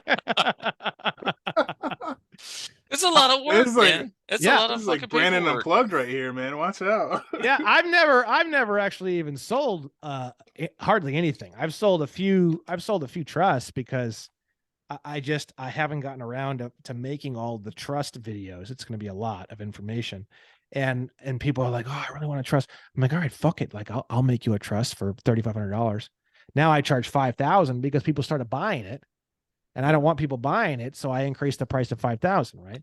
So the only thing I ever really sold was trusts, and I've only sold a handful, and I increased my prices to try to prevent people from buying anymore. Because the thing is, right now I'm just trying to crack this infinite credit thing, because once we crack infinite credit, none of us have to work anymore. Yeah. Yeah, it's coming. My whole thing is once It's you coming. crack it, the whole system's going to change. Oh, hell Well, yeah. I'm not so sure about that, because, well, yes, it will. 10 years will be no money. Well, the You thing won't need is it. that, There's no money now. well, we've had Yeah. all we're doing, if you really step back and think about it, all we're doing is just getting HDR 192, which became Public Law 73-10, which became Stat fucking 410, 98, 410, whatever the fuck it's called, right? So that whole thing, none of us are supposed to be paying for anything. We're all supposed to be using bills of exchange and exchanging bills of exchange, Right. blah, blah, blah, blah. So all we're doing is just putting into play all of the legal structure that's been in this country since 1933. Yep. I don't look at it as anything fucking super weird or crazy. I look at it as all we're doing is just learning what all this means from 1933 and then just implementing it, right? Now, obviously, at some point in time, what I think is going to happen, I think one of two things are going to happen. First and foremost, everyone's going to have infinite money, and then nothing's going to cost anything. And then at that point, there's going to be some secondary system put in place. I don't really know how it's going to work, where maybe there's some kind of other bartering occurring, or there's going to be an entirely different value-based system. Something else is going to happen, whether it's popularity based or some other entirely crazy, something we've never seen before, where it's not monetary based system is going to come into play. That's the first thing. Or the second thing is that people are going to revolt against this system because they don't like it, and they prefer more of a production based, monetary based system. They revolt against it, and then they basically destroy it. Or I guess the third thing is that you're going to split in two, where you're going to have the two systems and they're going to work simultaneously side by side, where on the one side you have more of a de jure, coin-based system where people are still working and using actual real money. And then you have the de facto system where you have the promissory notes, or it's going to be some kind of amalgamation of the two. But at that point, what's going to happen is a lot of trusts are going to open, and the trusts are going to say, fuck the de jure, fuck the de facto. We don't have anything to do with promissory notes. If you want our shit, you're going to need to use silver and gold coins. And then you have the same thing on the de facto end, where it's fuck silver and gold coins. If you want to be involved in what we're doing, you use promissory notes and bills of exchange. Well, there's like already 3 countries in the world doing that now, right? And then the rest are just all bullshit, fake ass money. So yeah, I mean, eventually, yeah, that's a good point. That eventually it probably will go that way, to where we're using actual gold back, actual currency. But I didn't hear you mention anything about the AI apocalypse in that, man. I'm just saying. I mean, we don't know what that's going to mean. So I don't know. I know. I'm just so. Yeah. AI was built by humans, so Yes. I don't worship it. And I don't know why people do. We built the fucking thing. I mean, Yeah. what, who gives a fuck? We built it. Pull the plug. I'll outperform fucking AI all day long, bro. Every day. If I ever fucking get outperformed by AI, that just means I'm not going to sleep for a week. I'm going to fucking figure that shit out, and then I'm going to outperform AI, bro. Like, it's not something that will ever be better than us. It's just better than the stupid versions of us that are not focused on trying to understand things. Their AI can only learn and understand and comprehend that of which is within its scope of reality and awareness. Human beings don't have that limitation. Period. Yeah. I actually agree with you on the latter of what you said there, that there's going to be two systems running side by side. One's going to be a system of gold and silver, and there's going to be a system on the other side of people that just can't get out of the system. And the reason I believe that is because there are states right now, Texas being the first one, that is getting ready to go to the first gold-backed currency in the nation, and the Treasury just moved back to Texas. Hey, I'll be right back. I'm sorry. Alrighty. And so there's so many things that are going on, where it just seems like we're going to be split in this nation for a little while, and it's going to go back to, I would say, some sort of a barter system with people on both sides. And I think the people with the gold and silver and the people that are on our side are the people that are going to fare very well in this, and the other people are going to be the ones catching up that we're going to have to teach at some point. Yeah. I mean, it's I hate to say it, but if it ever does break out into some sort of physical warfare, I mean, only one side has all the guns. So, Yeah.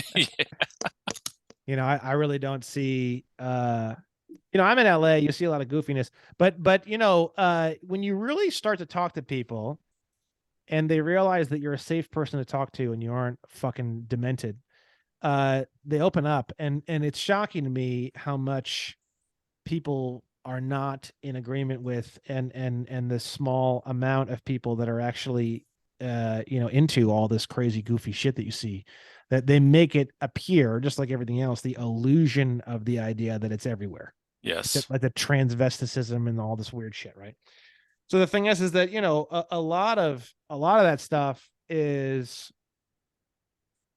made to appear as though it's coming from every direction. Like, for example, all these companies now are all pushing this whole trans agenda and all this from all different directions, like Bud Light and all these different other companies all of a sudden are all doing the same thing.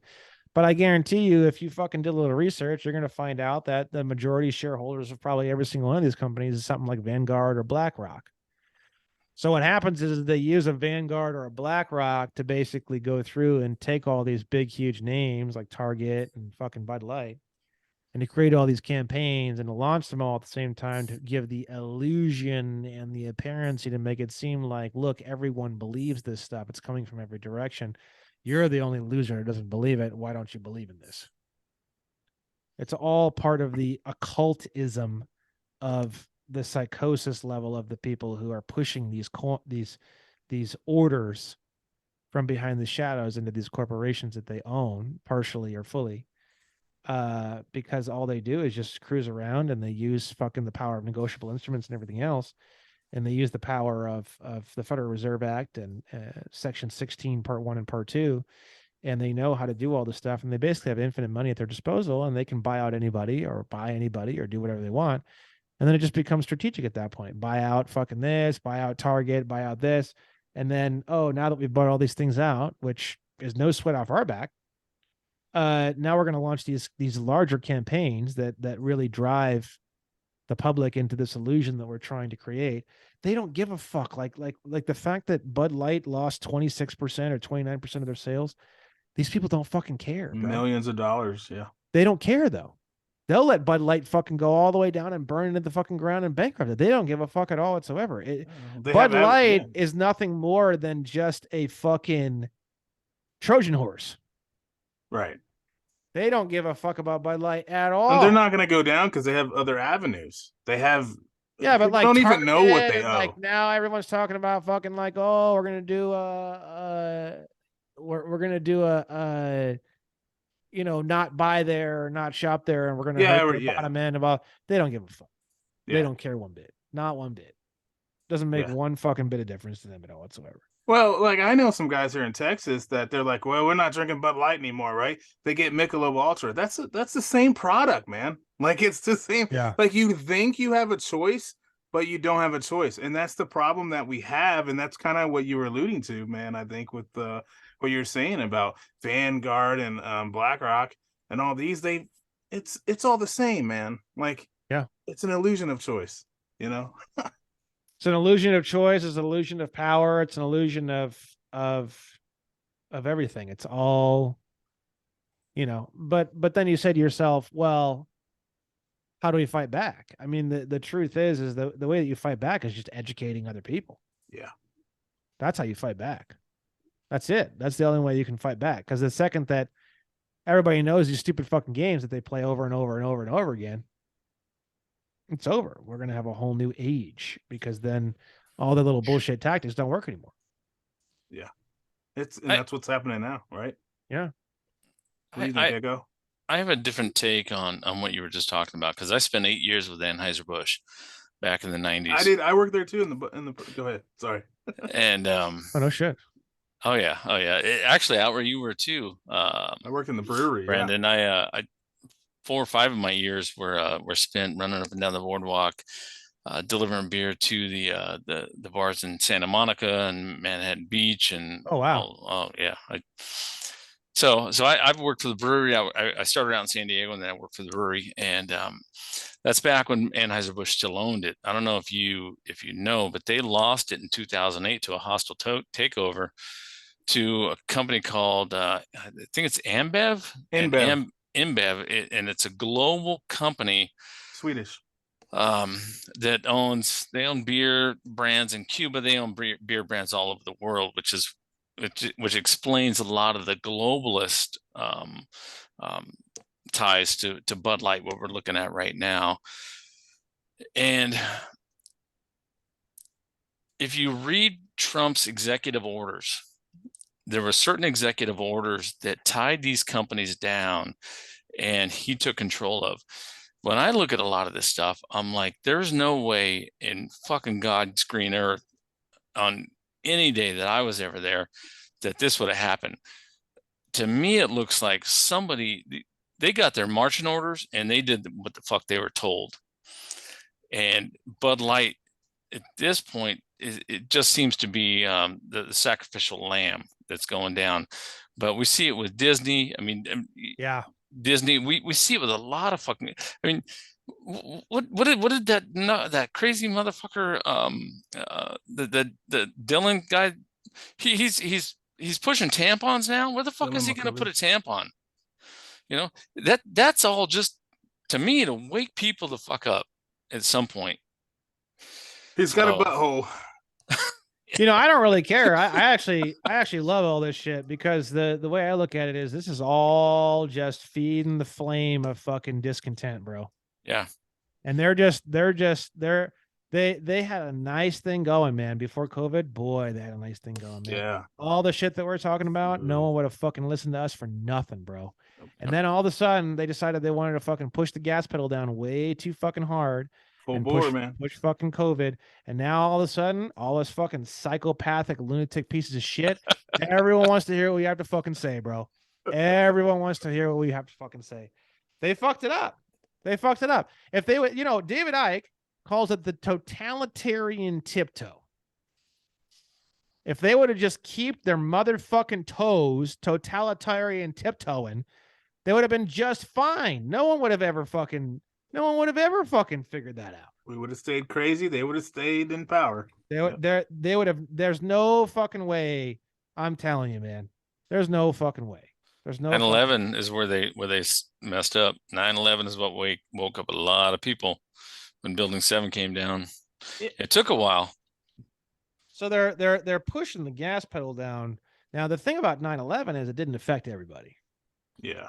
The thing about COVID is it affected everybody. Yep. Every goddamn fucking person walking the earth. When you start affecting people's personal lives, that's when they start to look at shit. You don't want to get into people's personal lives. That's the last place you want to fucking go. 9/11 was pretty smart, because 9/11 is like, yeah, this sucks and we're scared, but it's not like encroaching in your personal life unless you're living in New York City. Okay. Yeah.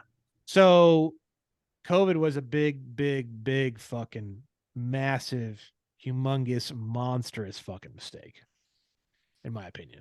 Dude, I was flying all over the country when I was working with Nathan, and it seems like every Karen on the fucking planet came out when it's like you go into the airport and it's like, where the fuck's your mask? I'm not wearing one. And it's like that shit. all of them. Well, in California here, but I'd be flying to Texas to work with Nathan. And it's like, you go into Ontario Airport or San Diego Airport, and it's like, you got Karens walking around screaming about masks and shit. It was fucking insane. It was insane. And then you get on an airplane and they want you to fucking wear this thing. Yeah, you're right. It was invasive into people's lives to the point where, you know what, you're going to pull it down to take a bite of something. and then pull it back up. Yeah. You fucking how ludicrous is it? But most people do. Bro, I they do see that now. people- I see people walking around right now with those people today walking around with a fucking mask on. Still, In LA, there's not a whole lot of that. There's like maybe, I mean, people think like, I'm sure anyone listening to this who's not in California, that, oh, California, they're all wearing masks. I would say at this point in time, I live in Glendale. I cruise around quite a bit. See a lot of you. I'd say 15% are still wearing masks pretty regularly. Maybe as low as 10%. But you know, your 85 to 90% ain't playing the game anymore. Even here in California, even in LA, which is a very liberal aspect of California, yeah. It's just not. It just doesn't really exist anymore, really. That's in LA. good. So it's waking people up. People Yeah. are. I mean, I've gone out on a limb and said that Trump won this state by huge numbers. I travel this entire state, Brandon. I mean, I'm in LA, I'm in Northern California, I'm in Central California. I run across very few liberals, but it seems like, according to the polls, that they're fucking everywhere, and I just can't find them. So It's all part of the definition of the word occult is hidden, that which is hidden, right? It's the illusion, because the you know, one of the things that the people behind the curtain, you know, they are brilliant. You know, we have to admit that they are quite, they're mad as shit, but they are quite they're brilliant. pissed. They're pissed. No, I mean insane. I mean insane. Not, Oh not yeah. I mean mad, Worse like a than Mad ever. Hatter kind of mad, right? But they are brilliant. They are terrifically, wildly brilliant, right? And the thing that they know, and the thing that they realize, which is so funny because I don't think that we as a group have fully realized it yet, is that what is actually real and what is actually happening in the actual physical universe that you can see, touch, and smell doesn't mean shit compared to what people think. Mm-hmm. Yeah, hearts and minds. Doesn't mean shit. People's minds are more important to alter than all the contracts and all the houses and all the cars and all the, doesn't matter. If people believe a certain thing, if you can get people to think a certain way, that's it right there. But it's so funny because if you back up and you think about that, then the way that they operate and the way that they do know and understand and believe the fact that our minds are the greatest aspect of our existence. Yeah. So their entire MO, their entire strategy is to create a false illusionary world that gets us to decide that the illusionary world is reality. Once they access that decision, now they've succeeded. And the reason why is because most people, and when I say most people, 90+% of individuals, once they decide on a certain thing, they tend to lock into that certain thing and then defend that certain thing. Right or wrong, it doesn't. I'm not even saying right or wrong. I'm not even saying shit. I don't even really care. I'm just saying if you can get people to believe that, a certain thing. Now, what happens is once they believe that certain thing, the more that they invest in and talk about that certain thing being that way, the more they lock themselves into that thing, because then somebody comes along and says, no, you're a fucking idiot, and everything you've been saying is an idiot. Now they're confronted with this idea that they've invested all this time and energy into this thing and saying that this thing is true. And they, whether it's true or not, they hit a certain point where they just shut off and they just go into defense mode, because the defense mode is not about the information. The defense mode is about, I'm not a fucking idiot that would go around and tell everybody all this shit for months and months and months and months and months. Fuck you. I'm going to defend myself because I'm not stupid. The information just gets thrown out the window. The information has nothing to do with it. I literally Brilliant. ran into that yesterday. Literally, I was watching a show. I don't know if you guys, I know Nathan does, but I'm not sure if you watch David Nino Rodriguez, Brandon. But he had The boxer guy. Yeah, the boxer guy. He had two guests on, and one was a flat earther and one was a regular round earther. And by the end of the show, they were literally throwing slurs at each other and calling each other out and being rude to each other. And not one of them, I just wanted to get both sides of the equation, and not one of them could literally finish out and provide any proof. And it's like all they did was get upset with each other because the other person didn't bow to their beliefs. Well, the way that this world that we live in has been manufactured is because what the people behind the curtain did was they created an excessively false value associated with opinions. Everything's all opinions, opinions, opinions, opinions. I mean, look at journalism 40 years ago. You know, if you wanted to go out in 1972 and do something cool for like a newspaper, you had to do a lot of fucking work, man. A lot of fucking work. You had to dig and collect evidence. And it was basically like I mean, these fucking old journalists from back in the day, they were basically fucking lawyers, essentially. So nowadays it's not about that at all. Nowadays it's all about, you know, who gets the most clicks and how you can be the most abrasive and all this other horse shit, and how anger creates more attention and more clicks than anything else in the world. And the more attention and more clicks you get, then the more you can make on your advertising. So what you do is all you got to do is just create and alter the value system of the culture to value opinions more than anything else. And then now you have a culture where, you know, facts don't really matter anymore. It's all about opinions and reputations, especially here in LA. Reputation is everything, right? So, you know, the thing about facts, and the reason why my course and my website is so fucking weird and fucked up, is because people aren't really in the condition anymore where they can really consume facts. It has to be under a guise of complete fucking craziness and entertainment. Otherwise, they can't even consume it. And that's why my course and my website is so fucking crazy. I mean, I guess this is sort of like an unplugged because I've never explained this to anybody. Yeah, man. I love it. I appreciate it, man. Yeah. Yeah. I always wondered, like, you know, why you went the way you did with your delivery. Yeah. Yeah, I went the way that I went with the delivery is because people can't consume facts anymore. Yeah. People don't have an interest in facts. Facts don't get you likes and follows. Yeah. Absolutely. Going crazy and being in a pickle outfit and talking about jamming cucumbers up people's asses, that's what gives you likes and follows. And you can complain about it and fucking bitch about it and moan about it and fucking, you know, go into some dark closet and cut yourself with rusty fucking blades. You can do whatever you want. At the end of the day, it is what it is. It is what it is. I don't really give a fuck. I really don't care, because in 10, 20 years, it's going to be something else. But then in 10, 20 years, it's going to be something else. And then in 10, 20 years, it's going to be something else. Yeah. But the people that do that don't belong here anyways. Yeah.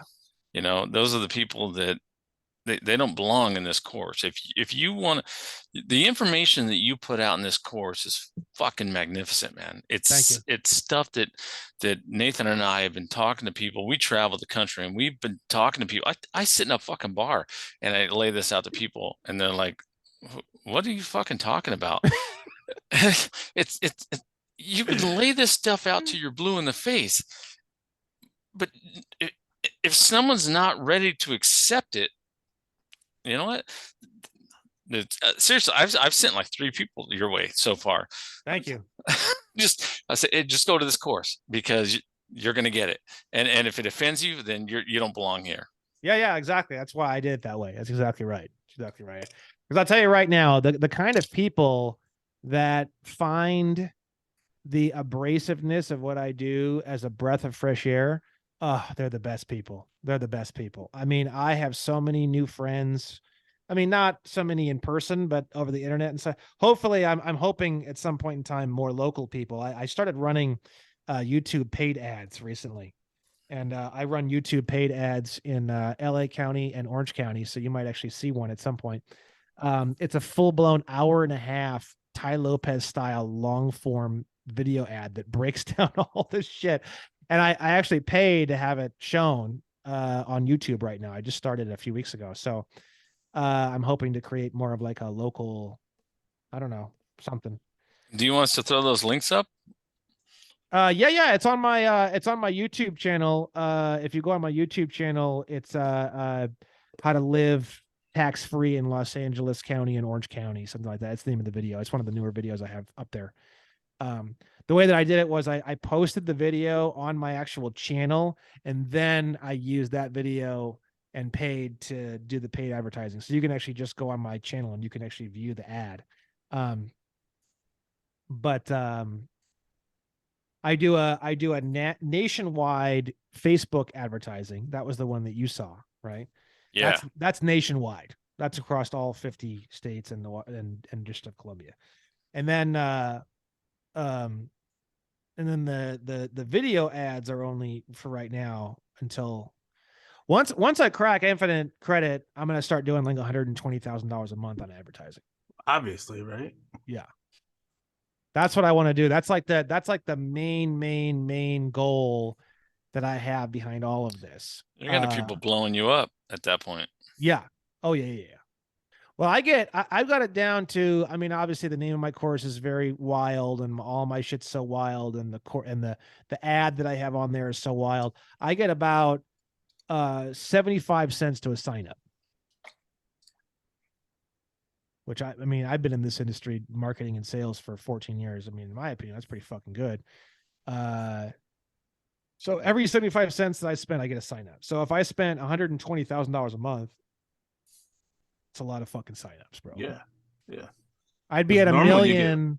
I'd be at like a million in like 4 or 5 months. I'd be at a million signups. Because it grows exponentially, and they share it, and it goes crazy, right?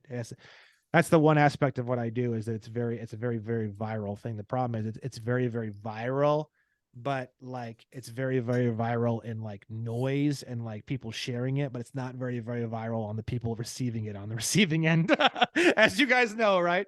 So it gets up to a certain pitch where it's very loud, but only a percentage of the people listening to it will ever actually look at it. So it's as viral as it's going to be given those circumstances, right? But at $120,000 a month in advertising, it's going to get, I mean, just sheer force of that is going to be pretty crazy. Yeah. So that's my plan. For sure.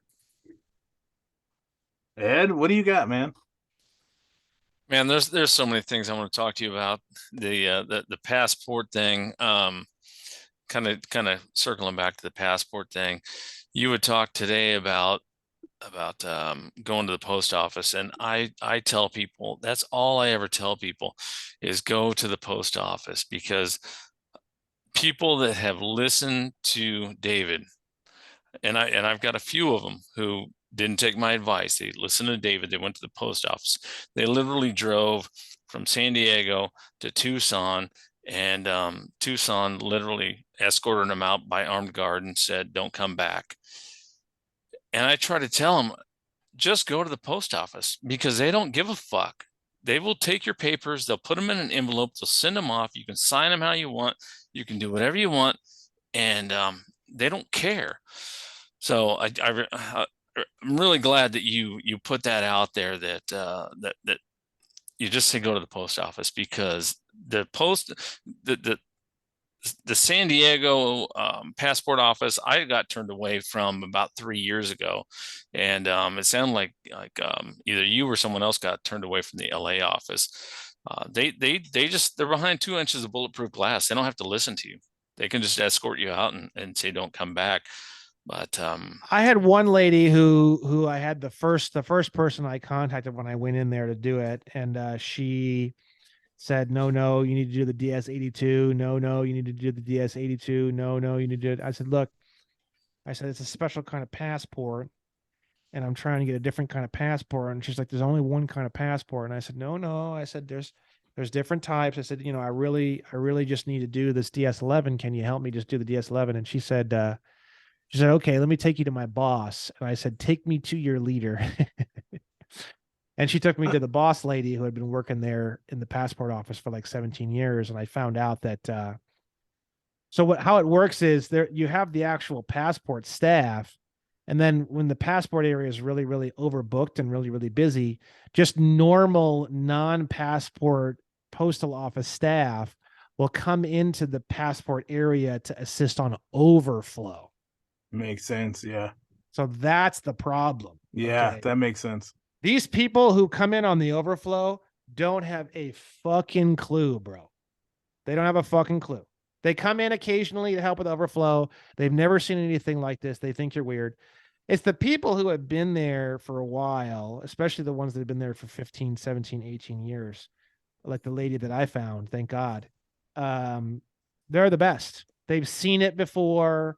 They know there's something to it. The one that I dealt with, who's been doing this for 17, 18 years, she's a older black lady, fucking awesome. She said she's even talking to her friends about it recently, and she's even thinking about doing it herself. Good. I don't know. I mean, I don't know where she looked it up. I don't know what she found because when I first gave it to her, she's so fucking funny. When I first gave it to her, she says, "Oh, I know about this." She says, "Without prejudice, right?" I fucking died, bro. I fucking laughed so I go, "Yeah, without prejudice." You know. 308. Yeah. I didn't even. I just, you just roll with it. That's the other thing too. Is that people? I think a lot of people, they get way too significant about this stuff. It's just like, if they say anything like that at all whatsoever, you just fucking roll with it. Oh yeah, totally. Without prejudice, you're so fucking funny. I'm so glad. Oh, it's such a relief to meet someone who actually knows about this. You just glow them up, because it's like, look, you have a fucking little window here of opportunity.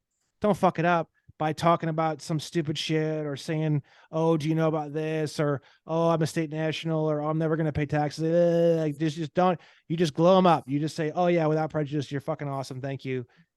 That's it. You know what I mean? So, it's just like everything else. One of the biggest things I learned in law that helped me so much is just shut the fuck up. It's probably like, if I had to, if it was Brandon's fucking top 10 rules to success in life, I would say my number one that I've learned through all of this is shut the fuck up. Honestly, like 50% of all the problems I've ever had in my entire life, or maybe even 70% of all the problems I've ever had in my entire life, could have been avoided by if I had just shut the fuck up. Honestly. Have you seen those two attorneys? That's their channel. No, what is it? There's two. It's called the Pop Brothers at Law, and their whole thing on YouTube is shut the fuck up. Shut the fuck up. That's literally what they say. I love that. Shut the I love fuck that. up. Honestly, it's that is the most fantastic legal marketing I've ever heard of in my entire life. That's genius, because it's so true. It's true. It's yeah. so true. 100%. I made that mistake in court. Yeah. I could have just shut the fuck up and I would have been fine. Yeah. See? Yeah. I learned the hard way too. And it's funny you talk about that, Brandon. I when I went to the post office the third time to do this passport thing, because the first time it was just regular, and then the second time I went to the office, and I literally, like you were talking about today, get a ticket to Russia.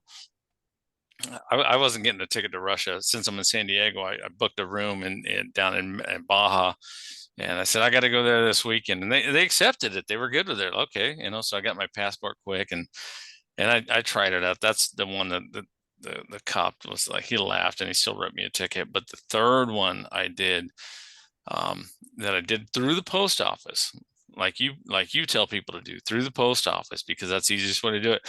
And the gal at the post office is looking at all this paperwork. She's like, nobody turns in this amount of paperwork. What is all this? And I was like, yeah, I'm just some explanatory statements and whatnot. And she didn't really care. She's like, I've never seen any of this, but I'll put it in the envelope and send it off. Yeah, exactly.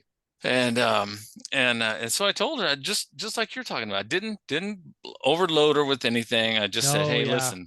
I said, when I get my passport back, I know this is new to you. I said, when I get my passport back, I'm going to come and I'm going to show it to you. And then it took about 4 months. And because the way I do it, I don't put the social on it. Right. So it takes a little bit extra. And they will literally contact you and say, hey, we're not going to give you a passport without the social. So I back them into a corner with another affidavit, letting them know that social is only for the birth certificate registered organization. And so once they accept that and they issue you that passport under those conditions, then you're golden. But so it took about 4 months. It takes a little extra time, and so I came back about 4 or 5 months later, and I showed her my passport, and she was like, what? I've never seen that. What the hell? And now I got every person at the friggin' at the post office asking me how I did it. The people that have worked there for years are like, hey, I want to do that process. Yeah, exactly. Exactly. That's how it works, right? Does your passport have your name in upper and lowercase, or is it all uppercase? It's still all uppercase. Huh. It's still up, Interesting. but I'll tell you this. I didn't get to tell you earlier. My son and I think I put in the email when we were talking. My son and I go every year to Mexico, and we do rides down in Baja. And so in 2021, when all this bullshit happened, you know, my opinion was, you know, not all learning comes from books. I said, fuck it, let's go ride. So I took him down to Mexico for 10 days, and we did 800 miles on our dirt bikes. Oof.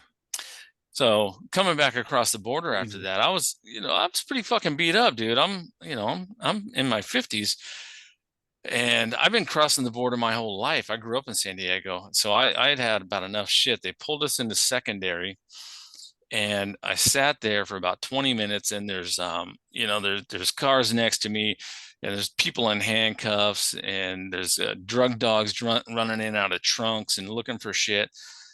And after about 20 minutes, I was like, I'm done with this bullshit. I'm going to try this fucking passport out. You know, this is the new one I had. This is the first time I tried it out. And so I jumped out, and I walked over to this customs guy in a booth. And he's like, oh, you're parked in the wrong spot. You're in a trailer. You're supposed to be parked over there. And I was like, dude, listen, I'm not fucking parked in the wrong spot. I'm not parking anywhere else. I've been here for 20 minutes. I said, here's my passport. You got about 5 minutes to run it, and I'm fucking leaving. And these guys aren't used to being spoken to that way. That's what throws them off the first time. And so he took my passport, and he walked away. He's like, okay, he walked away. And he came back about 5 minutes later, and he handed me my passport, and he said, the exit's over there. It's time for you to fucking leave. They didn't want to look in my truck. They didn't want anything to do with me. Once they ran that thing, they were like, it's time for you to fucking leave. There's the exit. And I was like, okay, so this shit works. Once you do it right, it works. And so I got my truck and left, and that was it. Yeah, and there's a lot of additional things that you could do too, even above and beyond that. You could do like I copyrighted my name in all capital letters. I'm at the very, very end of that 2-year fucking craziness, right? Yeah.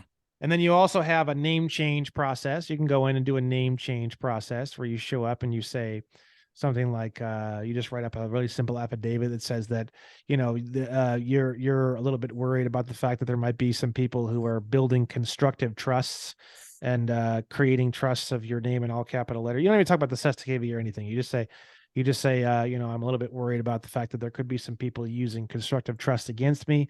I would like to clarify the capitalization of each of the letters in my name.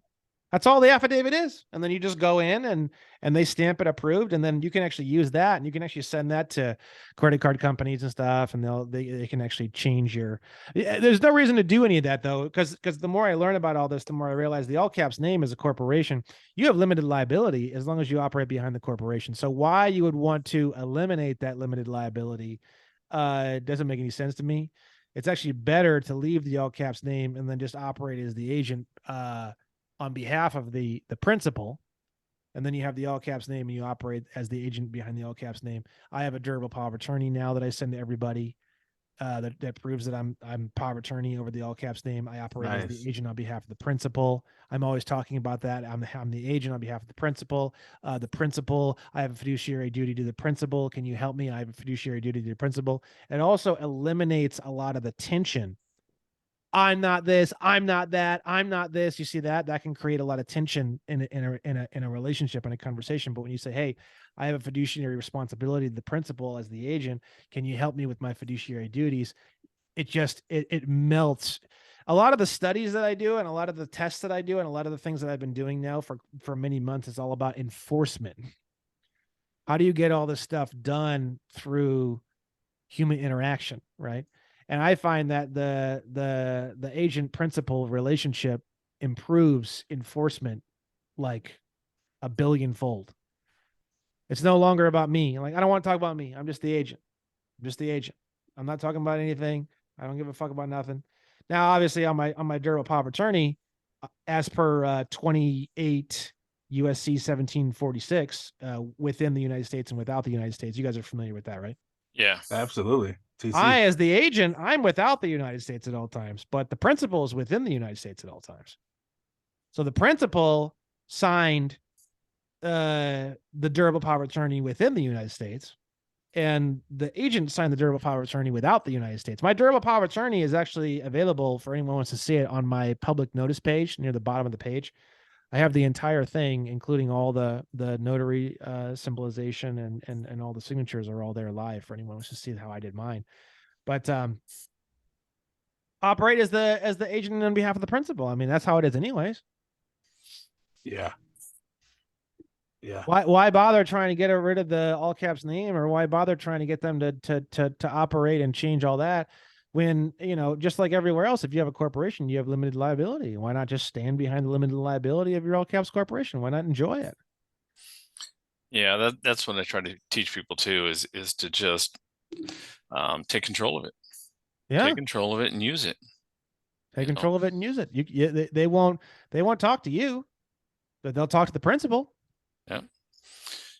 You know, it's like, I don't know if you've been to a straight event, but David Straight talks about it all the time. It's not a bad system if they just would have told us about it, but they lied, and the fraud, you know, it was all lies and fraud, but it's not a bad system. What's not a bad system? I mean, what's the definition of obligation of the United States? Do you know what I'm talking about? Mm-hmm. It's everything. It's all promissory notes, all bonds, all everything are all obligations of the United States. The United States has taken all the financial burden for everything. They want to pay all your bills and discharge everything and protect you internationally as an internationally protected person as per 18 USC 112. I mean, once you really learn all this and once you understand it, I mean, it's just sad because it really just comes down to a misunderstanding. Do you think we're at the end? Because it doesn't look like they're gonna kick this debt ceiling can down the road anymore. It seems like this is about it. It's all fictitious, man. That's bullshit. It's all just a show, because the thing is that, you know, as per Federal Reserve Act Section 16, Part 1 and Part 2, every single application that you fill out is in itself a security. And all they do is just turn around and exchange that security for Federal Reserve notes. They exchange one security for another. They exchange your application, which in itself is a security because you signed it promising to pay on behalf of the principal. And then all they do is just take that security and they exchange it as per 31 CFR 328.5. All they do is just to turn it into a bearer security by writing payable to bearer on it. And they turn around and they give it to the Federal Reserve and they exchange it to the Federal Reserve for Federal Reserve notes. And as per the Federal Reserve Act, Section 16, Part 1 and Part 2, it's always approved. Every single time they ever request for an exchange, it's always approved. There is no denial process. It's only approval process. So the thing is that, you know, the system is a system where if you promise anything, you just get it. It's the banks that turn around and say, "Oh no, your credit score. Oh no, this, Mr. Williams, I'm really sorry, blah blah blah." But the Federal Reserve Act, Section 29, teaches us how we can twist their arm and force them to give us absolutely any credit that we ask for. That's what I was really impressed with early on in your videos when you were talking about that, because I've never heard about forcing their arm. It was always asking them, but when you force them, that's big. Well, I teach a lot of different things. I teach about the Polaroids, which you're going to see later on in the course. I send Polaroids sometimes with my conditional acceptances in my paperwork. Me in silly outfits going like this on a Polaroid, and I write on the Polaroid. I do whatever it takes to get enforcement, because it's the enforcement. The problem with the word enforcement is the word force. The secret to enforcement is no force. That's the secret. The secret is fun, games, Polaroids, cracking jokes, and then eventually you build it up to something where you're punching them in the fucking mouth. But you're not. The problem is that almost everyone doing all this stuff, they're coming in swinging a baseball bat right as the door opens. I don't think that's the way to do it. I think you start off gentle and friendly, and then you get a little bit less friendly, and then a little bit less friendly, and then a little bit less, and then before you know it, now you're smashing their face in with a baseball bat. I feel like there should be a gradient approach to it. Who knows? If you ask nicely and you send a fucking Polaroid, you'd be shocked. You'd be shocked by the fucking enforcement that you get. No, you're 100% right, because one of the first things I did was revoke the voter registration, like you were talking about, and I literally drove there. I wanted out so bad that I wasn't going to mail it. I drove there, and the lady's like, "Yeah, sure, we'll do that. No problem." I wasn't aggro. I wasn't pissed off. I was just, yeah, we'll revoke it, whatever you want to do. And they gave me all the paperwork, and I was done. I walked out. In 5-6 years now, I haven't gotten one voter registration card. I haven't gotten anything to vote anymore. It's beautiful. If you're just nice to them, yeah, it works beautiful. Totally. Hey, Echo, we're at the last minute here. Do you guys want to run over, or do you want to go ahead and just call it a show? Will it let us run over? Yeah, man, we can run over if you guys are about it. But we got about 2 hours here, so. I have to get a drink real quick. I'm down to run a little bit over if you guys want to go over. All right, yeah. I'm down. I need to get another one too. Give me a few minutes. Give me like a minute or so. You got it. We're gonna take a 5-minute break. We'll be right back here on Night Watch.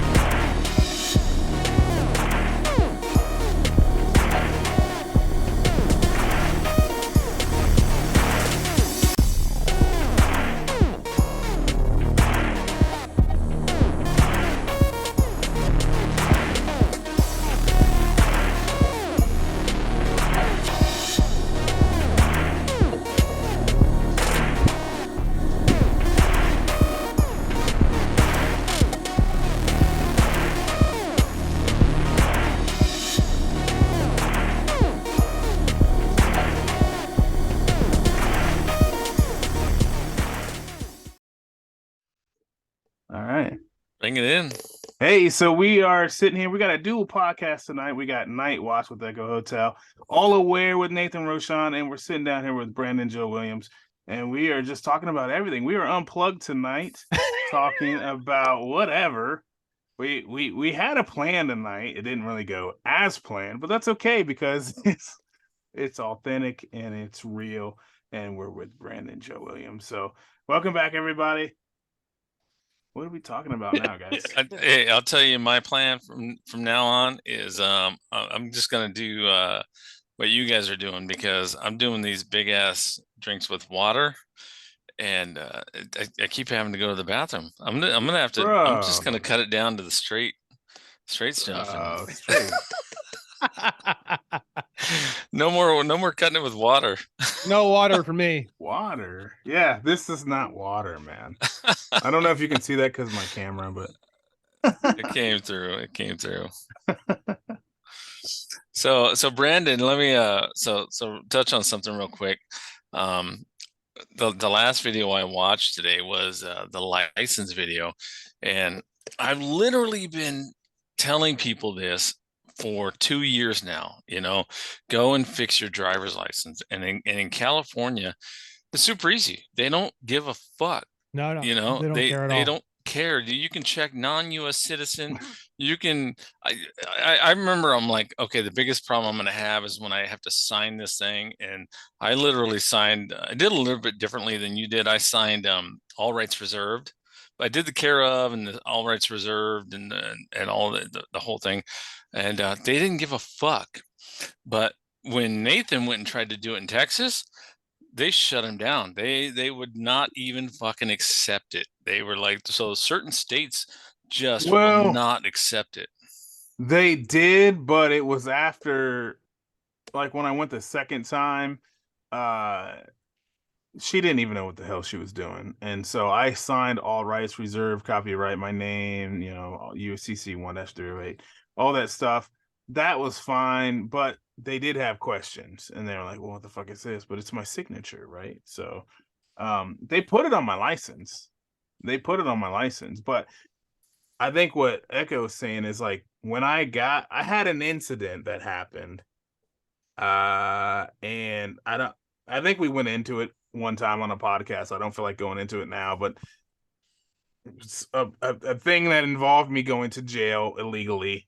They shouldn't have took me to jail. It wasn't a crime. But what happened, I mean, it happened, right? And I have that shit on my ID, and I told him I was, I'm not within the US. I'm I'm outside of their jurisdiction, all that. But it still happened, and I still went to court. And if you guys want to know in the comments, I'll tell you later. But I think that's probably what you're referring to, right, Echo? No, but did they check? Did they let you check the U.S. citizen box? I think that was the key back You're then. right. You're right. You're right. They did make me say U.S. citizen. Yeah, you're right.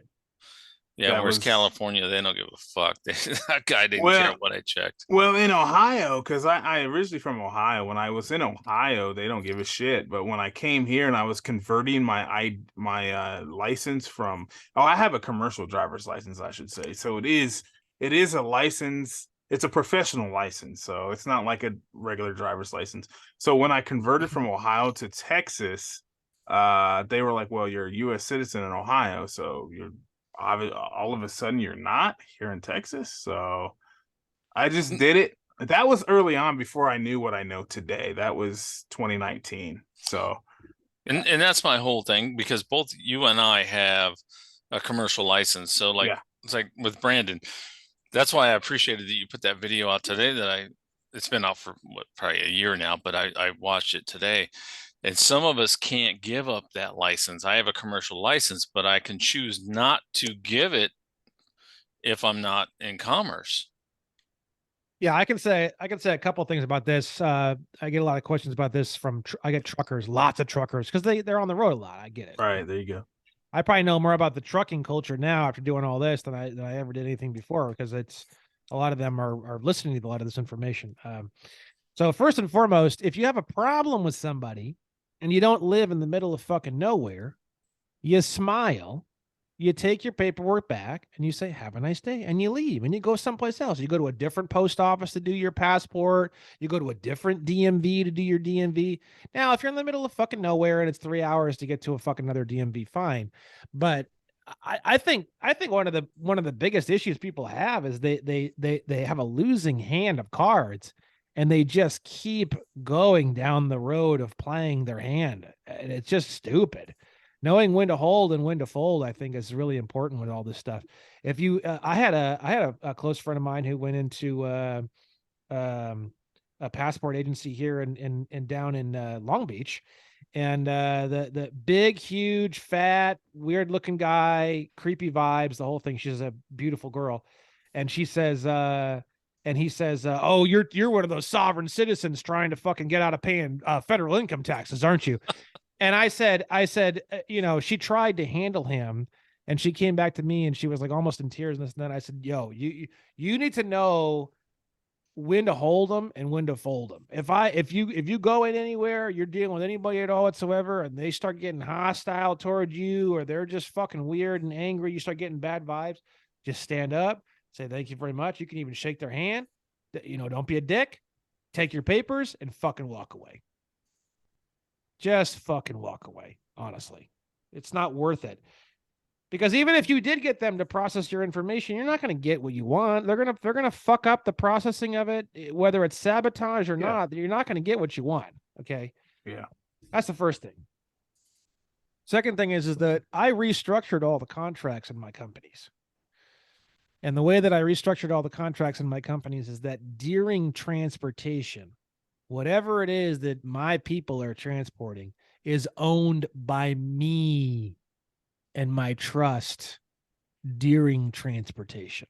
Ah, Nice. nice. The clients do not take possession of any items until the items are offloaded off the truck onto the actual property of where the property is going to be. At that point, as per the contract, is when they legally take possession of that property. That prevents me and all of my guys from having to have a commercial driver's license. It's that simple. So is that signed by the client. the client and It's you? part of Okay. part of the contract, literally in the contract. No one cares because it doesn't matter because we're going to replace So it is it either like a way. PMA? Yeah, that's exactly what's going. Yeah. It's a trust. We run a trust, but we the way that we run it is that when we're transporting your shit for your job, we own it. And if we are transporting our own shit that we own, now we're a private motor carrier as per the DOT. We're not a for-hire motor carrier. We don't need a commercial driver's license. We don't even need a driver's license at all, actually. Yeah. Yeah, you're not for hire. You're not. Yeah. It's not for hire. It's actually called private motor carrier. Yep.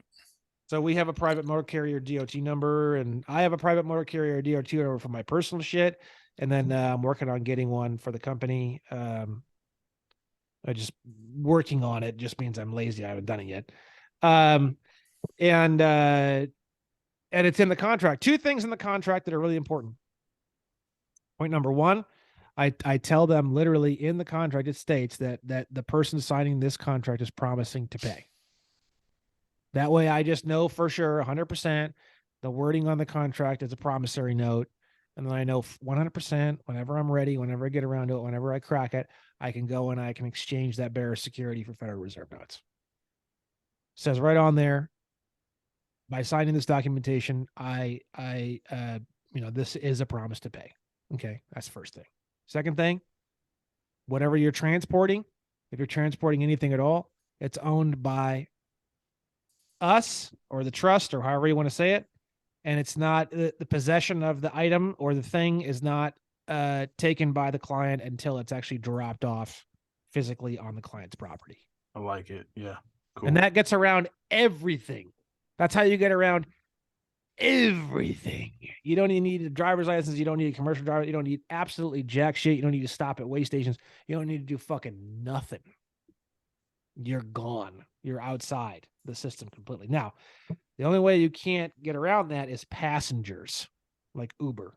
Yeah. You're fucked. Yeah.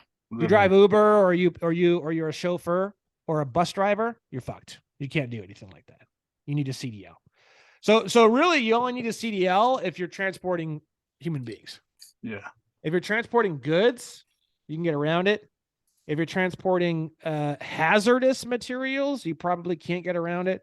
As long as you're not transporting hazardous materials, you can probably get around commercial everything. You can just get around all of it. No problem. That includes way stations. That includes everything under the sun, moon, and stars. And then the way the only thing is that then you got to think to yourself, okay, how would that work? Now, when you start thinking about it in more depth, what's the very first thing that comes into your mind? You're the business owner and you're going to make this choice and you're going to change your contracts. What's the first thing that comes to your mind? Insurance. Exactly. Bingo. So at that point, now it's just make sure that your insurance policy states that, look at the writing. You might not need to say shit. I mean, why say anything if you don't need to say it? Let's say the insurance policy says, during transport, the goods are insured and there's not really any specific information on it. Oh, great. I wouldn't say a fucking word to the insurance company. What do they need to know about this? Fuck them. Let's say the insurance policy states that, this policy is for the client A and client B, and when transporting the property of client B and Now at that point, you're going to have to clarify some things with your insurance company and let them know that, hey, we're changing up the way this works and our contracts, and everything that we transport is going to be owned by us exclusively and only. And then who knows, that might reduce your premiums. You don't know. So that's the only thing you got to think with this stuff, in my opinion. I would much rather ask for forgiveness than permission. That's what I mean. Exactly. That's the thing. Yeah. That's what I mean. Exactly. So it's one of those things where you have to decide if you even want to bring it up, if it's even something that you need to bring up. But I mean, I'll tell you right now, I guarantee you there's people who have no clue that are probably making this decision just for basic reasons and stuff like that. You know, this is not just a crazy idea about the fact that, you know, this might be something even on the insurance end where they say they want the transporter to be fully responsible for that of which they're transporting, so that they force the companies themselves to state that they own it during, you know, this is not even like a, but it's just a way that I've found to get around having to have a commercial driver's license. It's funny you bring that up because back in 1993 when I started, no, it wasn't 93. It was like 97, 98 when I started a transport company. And one of the first loads I had, and I was just local Southern California. One of the first loads I had was this guy getting out of the army, and he's like, "Hey, can you haul some cars back to Kansas City, Missouri for me?" I was like, "Yeah, sure." You know, I had planned on my grandfather was getting ready to pass away. I said, "Yeah, I'll haul him back there for you." I said, "But I'm gonna need you to sign him over to me because I can't leave the state of California." And he literally signed him over to me. It was a private deal, and I transported him all the way to Kansas City, and then signed him back over to him, and then rolled it back into where was it, Iowa, and picked up some cars that I bought, and it was all not for hire, private transport. There you go. Yeah. You have the right to privately contract with people and drive.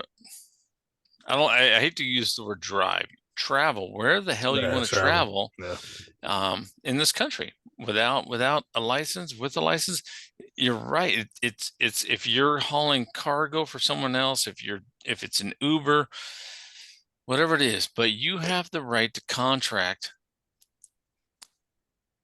in any way you see fit. Exactly, any way you see fit. Now Very let's say for example, someone doesn't trust you and they have some family heirlooms, and they say, "Fuck you, I'm not going to sign anything over to you. I'm not going to sign this contract either because you don't own my shit during transport." You're going to lose that. You're going to lose that. But you need a commercial driver's license to do that. So it just comes down to what you want to do and how you want to do it and that kind of thing. Also, on the flip side, you know, I've thought a lot about this too. If I was knowing what I know, if I was kind of like a halfway dickhead cop, even like a little bit, if you hand me a CDL, you just told me you're in commerce. I don't need to prove it. Yep.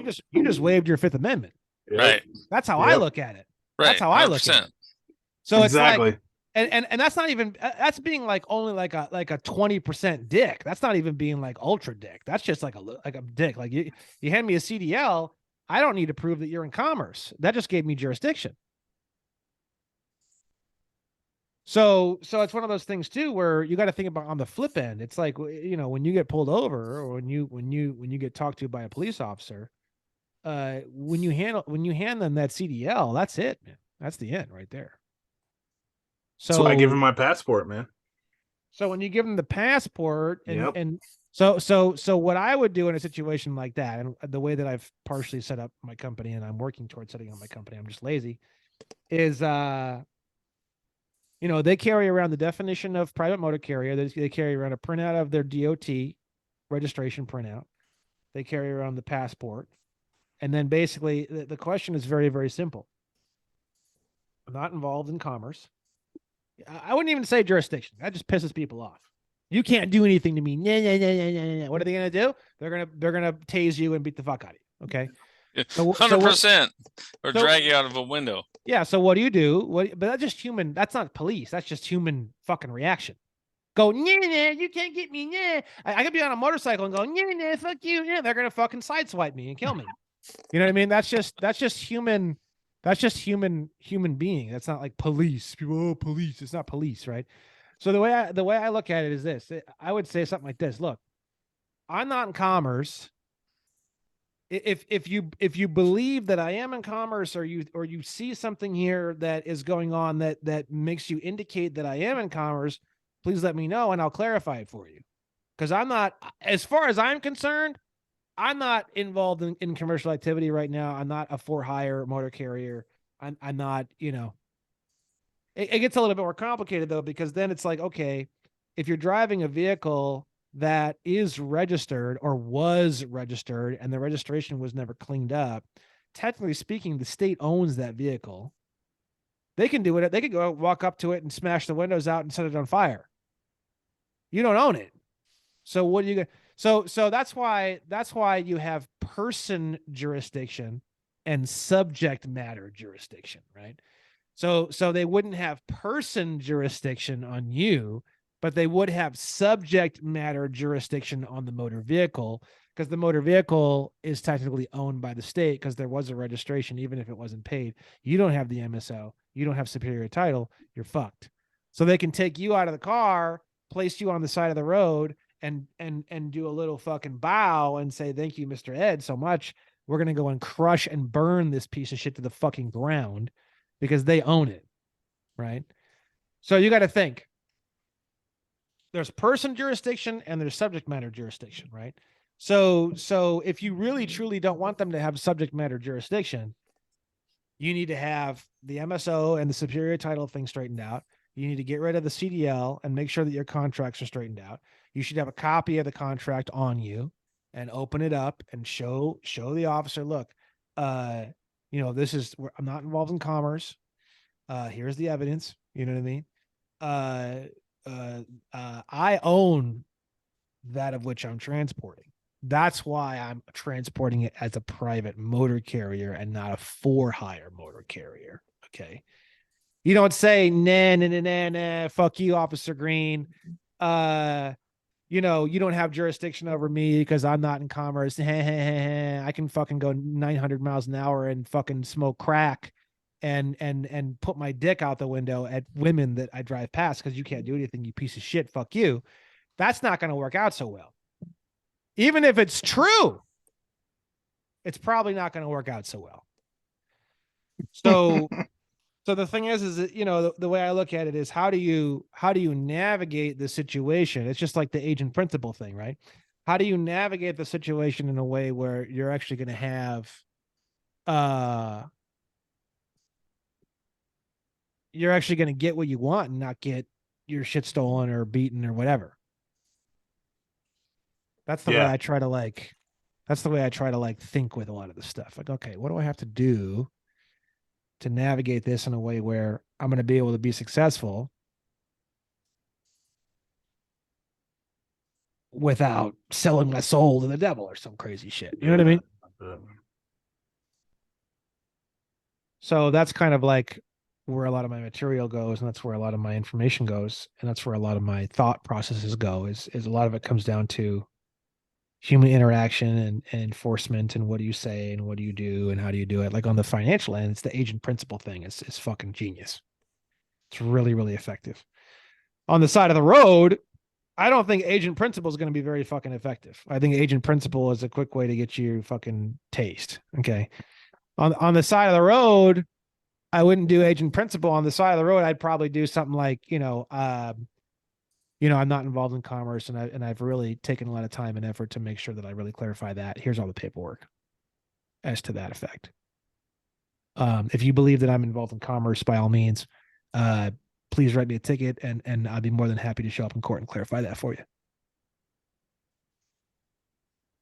Have I tested that? No, but I haven't had an opportunity to. I don't get pulled over ever. So that's called self-governing. Yeah. But I believe, and I really truly think that if people are getting pulled over, you want to know my advice is, I'm not involved in commerce. I've taken a lot of time and effort to understand this. I've got my paperwork. I've got my DOT private motor carrier. I've got my MSO or whatever. I've sent all my certificate of title back. I mean, hell, even if you just take your certificate of title, write an affidavit stating that the vehicle is no longer going to be involved in commerce and that, you know, you didn't realize what you were signing into and that it's a non-commerce vehicle. Please destroy this and remove it from your system. Just put in the affidavit from now on, I don't have access to the MSO of this vehicle, but from now on, transfer of this vehicle will be done by notarized bill of sale. Yeah.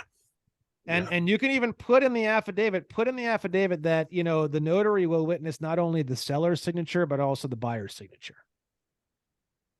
So the notary is going to verify both identities for both parties signing the bill of sale or the bill of sale, right? You could just do it that way. Just say, fuck it. I don't know how to get the MSO. Just send everything back. Tell them that you're going to do it through a bill of sale that's notarized from both parties and just get rid of the fucking thing. And then get your private motor carrier DOT number that you can get for free off the internet, and then create plates that have your private motor carrier DOT number, carry around your passport, carry around your registration for your DOT number, everything else, carry around a copy of that affidavit that you sent into the DMV.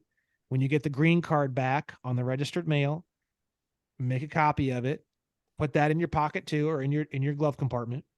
Carry that around and just give it to the officer. Just pretend like the officer is going to do a teeny tiny little tribunal on the side of the road.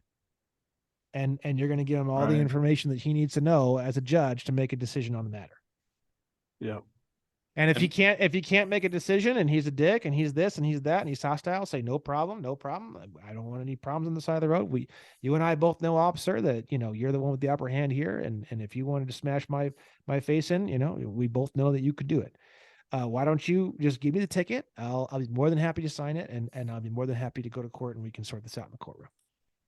Dude, that is 100% right. 100%. Yeah. Don't argue with these guys on the side of the road. No. Bring all your documentation. I carry a book, just like you were talking about in the course. I carry a book, and literally I try to self-govern myself, but I'm not going to get pulled out of a window. I'm not going to have a problem. If they want to get aggressive, I'll give them whatever they want. Everything's on film, and we'll take care of it from there. Yeah. I don't, I think like 85% of cops are just trying to do their best. Yeah, I agree. They are. I mean, they have no idea what they're getting into. They literally think that they're getting into a public safety position, and I'll tell you one thing, because I went through the police academy when I was in 2003. I was a younger guy. So when you go through the police academy, it's called a peace officer academy. Literally, it's called peace officer. You don't become a police officer until you apply to a city of jurisdiction. Before that, when you graduate from a academy, you're a peace officer, and that's exactly what they are. Sheriff's office, they're still peace officers and sometimes you'll see that on their uniforms or on the back, it'll say peace officer, sheriff, because they are elected officials. We can go into that. But the point is, when they go to the city of, they become police officers, which is a policy officer. Yeah. Which means that they are an enforcement, they're a collection agency for the city of corporation, basically a debt collector, right? So that's what I think a lot of people don't understand is when they see police, when they see this stuff, they're thinking like they're an authority figure, which under the city of or under the corporation, yeah, they're like a security guard. They're like an armed strapped security guard. Just like if you walk into a bar or a mall and they have their own private security, that's exactly what a city of officer is. And if you acquiesce to their jurisdiction, being that you say, I'm a resident of Los Angeles, I'm a resident of Dallas, yeah, that's what you become. And I mean, like, we know, but I'm trying to like share this to the population that listens to this show or maybe watches us that might not be as elevated. We're doing like elevated stuff tonight. But there's different basically what Brandon is saying, what Echo is saying, I feel like it's like we need to basically don't be afraid to stand up for your rights. You don't know the power that you possess as a sovereign being. You are the source of their income, right? So like, all this system that I'm sure Brandon covers in his course, which I'm still working on completing here. It's going to show you that what you are the creditor. You're not the debtor, right? And they only get their power through your acquiescence and we all have back until what was it 1830 no 1831, is that the law when they became from the republic transitioned over to the corporation? 1871. 1871, The exactly. Organic Act of 1871.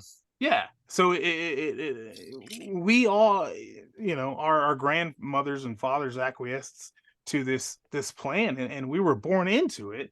But that's kind of what this American state national movement is about. And those who have followed Echo and I and Brandon, you already know that. But I know there's new people tuning in that are going to be like, "What the fuck are you guys talking about this entire night?" That's kind of where we're getting at, right? I mean, and once you get involved, like there's so many layers. If you want to stay at one level, that's cool, but like there's always, it's like the Matrix, right? You take the red pill or the blue pill, man. Like you can keep going down the levels, and it's how deep do you want to go? There's always going to be another level. My level personally is I want to be free. I don't want people to fuck with me. I want a 5-star passport, right? I got a 4-star now. I want a 5. So, Four is really good. I mean, being free of the system's super easy. Getting out of taxes is super easy. It's the infinite credit, infinite money stuff, in my opinion, that's kind of more complicated. In 1871, the government did not want to pay all your bills. In 2023, the credit companies and the government, they don't want to pay all your bills, but they will. Yeah, they will. So, and some organizations are really, really, really, really easy to throw your bills in the garbage can. Utility companies, pretty fucking easy. The IRS, extremely fucking easy. Oh yeah, I've been there. Car loans, somewhat easy, hit or miss, depends on what the person you're working with at the bank. Mortgages are more difficult. But it can be done. And then credit cards are probably the most difficult. Yeah. Because credit cards, they just shut down your account. Yeah. That's all they do. Mortgages, I know plenty of people that start doing it and the mortgage company plays dumb. The problem is that they don't have any legal leverage to actually kick you out of your home. So you do have a lot of leverage with a mortgage. You have no leverage with a credit card. They just shut the fucking thing down.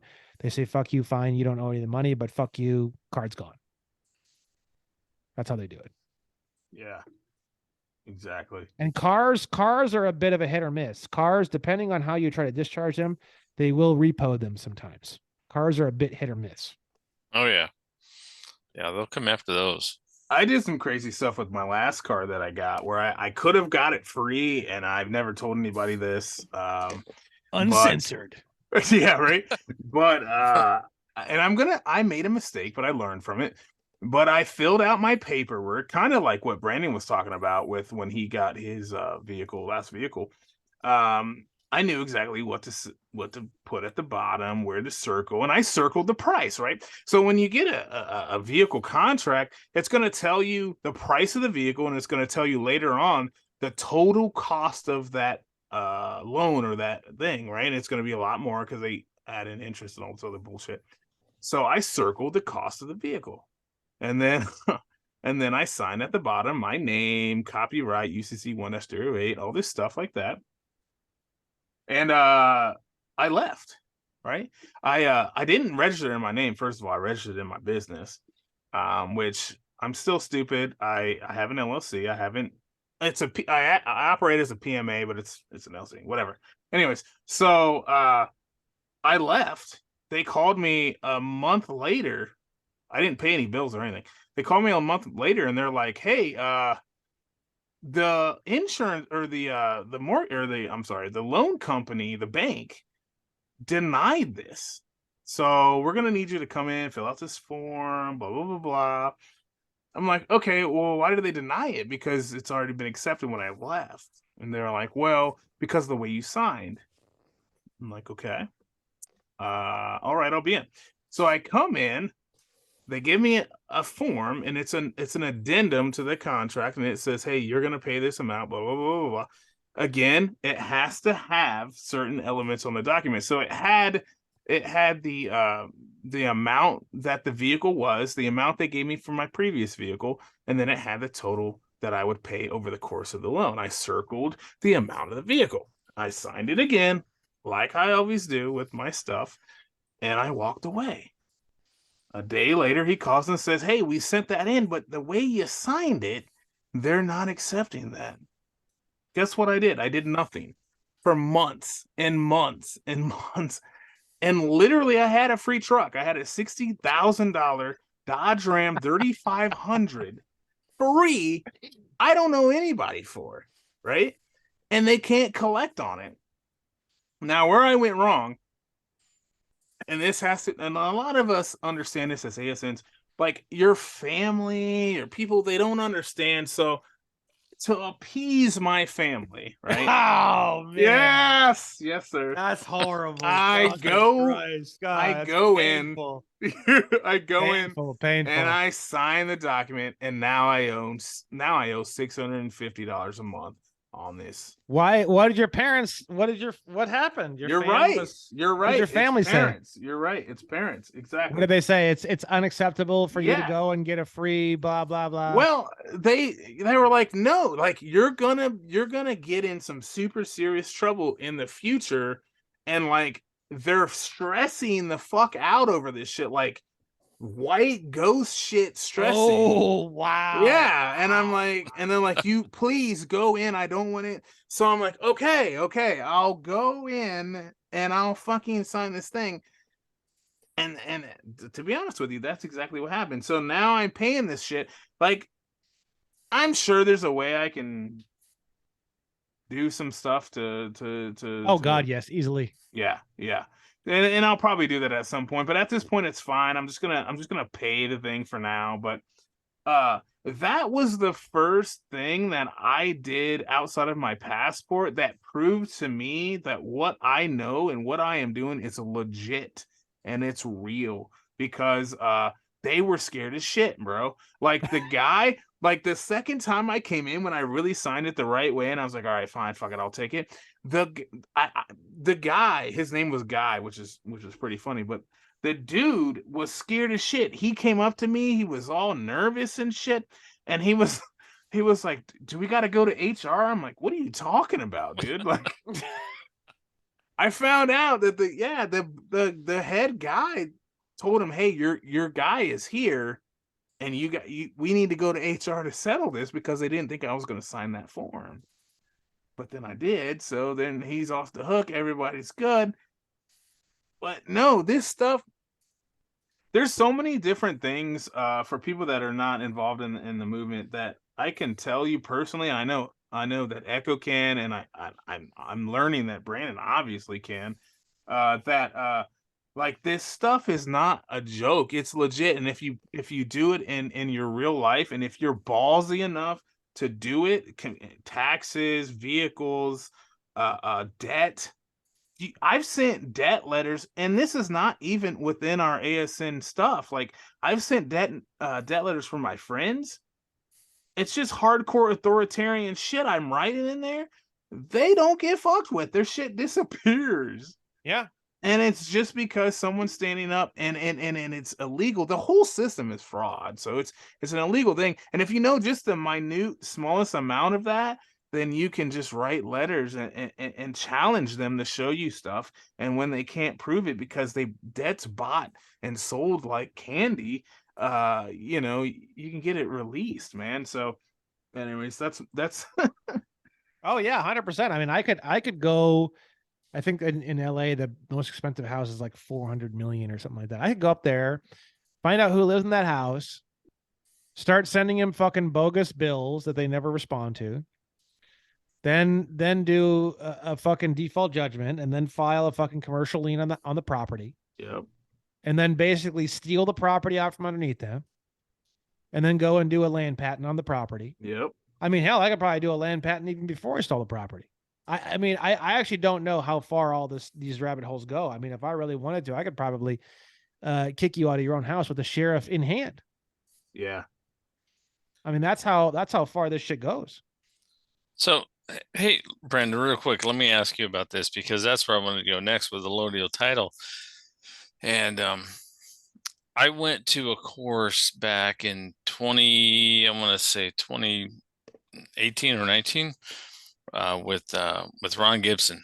Nice. And spent the day with him, got his book, learned all this stuff, and it still comes down to the people in the county recorders just saying fuck off, we're not going to record your shit. So in your opinion, can you get land patents recorded, or what's the walk around, or how do we do that? From the research that I've done, having not personally done land patents, but having seen other people and assisted other people in working on theirs, you don't have to record it in the same county. You can record it in Arizona or Texas or Florida. Nice. I could be wrong on that, but that's the most freshest information that I have on the subject. I mean, you don't, as long as it is recorded, that's pretty much the key. It's not necessarily where it's recorded, it's the fact that it is recorded. Well, there's also the fact that supposedly once you lay it down on their desk, it's recorded, whether they like it or not. So if you bring witnesses or if you film it, we all know where the courts are right now. They're rogue and they don't really give a fuck about what's going on. But there's a lot of places all over the country: Montana, North Dakota, South Dakota, Oklahoma, Idaho. I mean, half the states in America still have a lot of little podunk. You know what's amazing? When you start looking at all these little podunk fucking county recorders, you'd be shocked how many of them are run by some extremely hot mid-30s chick. Oh, dude, you have no idea. Dude, I found this out on accident. I was looking around at county. I'm going to go county recording shopping. I'm going to look around here and see where I want to send some documents, because I've never actually done a whole lot of county recorder type stuff. It's been in the back of my head for over a year. I'm going to do it one day. And I'm snooping around, blah, blah, blah. I'm like, God damn, this fucking girl is fucking gorgeous. What the fuck? She's in the middle of nowhere. Where are you looking at? I don't remember, but it was the middle of nowhere. This chick was in the middle of nowhere. And I'm like, I'm not ready to fly into fucking town to fucking record these bad boys. Bro, this chick was gorgeous. Dude, I ran into the same thing. I literally drove there and recorded my documents, and I'm like, what is she doing here? Middle of nowhere. Yeah, I think the true conspiracy here, I think this is the true conspiracy here, boys. I think the true conspiracy is the hotties in the fucking recorder's office in the middle of nowhere. That's what I think. Beverly Hills, Texas. Been there. Fuck, man. Yeah. But I mean, look, I got a buddy of mine. He was telling me like Pima County or some shit, Arizona. There's all these different places. Yeah. And you just put your shit in a fucking registered mail envelope and you mail it off with a check or whatever, or they'll call you over the phone for a credit card. You can drive there too. They'll do it right there. You can drive up. Well, no, I know, but like, yeah. I'm not going to drive from LA to Pima County, fucking Arizona. My point will. is, well, you're, yeah, I understand that, but I'm just saying, like, my point is that, there's a lot of county recorders that you can work with, whether you drive there or you mail shit there. Pima's the big one. They'll do it. You send it to them. You put it in the envelope. Pima's the big one. So, I mean, look, I probably can't get any of this shit done in LA. No. But it's okay. It's okay. As long as it's recorded and I can get certified copies, I imagine that's pretty. Oh, I had a buddy of mine, Joe Lustica, who I do a lot of shows with. He mentioned the way around this. Actually, now that I think about it, he said that you can actually go to the courthouse, any courthouse, even in LA. You can open up a miscellaneous court case for $40, and you just stick all your documents in there. I've heard that before. Yeah, me That's too. fucking awesome. I forgot about that. I just thought about that. And then he was telling me the court case number becomes the bond number associated with those documents. Wow. Yeah, for that. I've So heard that I before. don't know if that's true or not, but that sounds like that makes sense to me. So It's I true would say enough that's to me. probably, yeah, that sounds pretty good. I've never recorded anything with any of the county recorders. I've never done a court case, so I wouldn't know for sure on all this, but to me it sounds pretty good. They're aggro. They'll literally go get the county attorney or the sheriff, and they a lot of them won't record shit. You literally have to just lay it on the counter and film it and say it's recorded. I've heard a lot of reports of people saying that all over the country in certain areas saying that the response that they get is that they only record involving real property. I've heard that too. Yeah. Now I'm sure there's probably a way around that in terms of like a corporation is considered real property, so you would just do it in some way where it's like under a corporation, blah blah. There's a way around all of it. I'm just saying like either you go to a different county or you figure out a way around it, or you know, but I probably wouldn't do the whole video recorder thing because it's, again, they're going to sabotage it. I've heard reports of them, people putting, you know, like weird post-it notes on top of the paper when they scan it, and that people don't know about it until way later when they actually need to use the document. And then they get certified copies and there's like blotchy sections, or like the whole scan is very, very poor quality and you can't read parts of it and they didn't know until later on. I would never want to get myself into a situation where you get sabotaged. In my Title 18 section on my state national resources, there is a section on there about county recorders not doing their job. But the problem is they have to accept it, I believe, in order for it to be qualified underneath. Let me see real quick. We have the county recorders. Here it is. If the county recorder says it's recorded, but then doesn't do it, that's up to 5 years in prison. The problem is they have to actually accept it. So if the county recorder accepts it and you walk away, and then later on they call you and they say, "Oh no, it's actually not," they can't do that. They would have to, as far as I can tell from this, they would have to deny it immediately up front. I'm not even sure they can necessarily deny it up front. I'm just saying like being extremely literal about the Title 18, they would have to accept it for it to be a Title 18. Title 18, section 1021. That and the fact that everyone's rogue right now. Well, if they have an accept it or oath, not. if they have an oath, that's something else too. Like what is your oath? Does the oath say blah blah blah, this and that? Like if the oath says this and that and this and that, and then you walk in there and you're like, look, you know, and then you hit them with, violation of oath because they're not like doing what you're requesting them, blah blah blah. But again, it just comes down to human interactivity and enforcement. If you're stringent and you're kind of a dick and you're kind of like threatening, they just say fuck you. Well, I remember when I was in Ron's class, and this was Northern California. Ron literally went down to Northern California. There was about 7 or 8 people that were trying to get their land patent done, and they wouldn't do it. And Ron came down, and he literally threatened him, and he threatened him with lawsuits and a few other things. And the county commissioner finally was like, "Okay, go ahead and record it." So you really have to come in with the knowledge. You have to come in with the knowledge, and you have to be ready to go to bat and back it up, or else they're going to run over you. Yeah. Yeah. Not everywhere, not under every circumstance, and I don't even think under.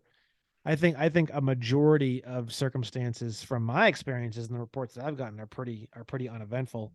But I'd say maybe 20% of the time, yeah, you're going to need to And the funny thing is I think it's just a way of life, and it's just a spiritual aspect of existence. When you're fully ready for it, it just doesn't happen. It's like magic. If you're not 100% ready for it, now all of a sudden it happens. It's just like me driving around at 100 miles an hour in a Shelby GT500 fucking straight pipe with made up plates. It's the same idea. If you're ready for it 1,000%, it just doesn't happen.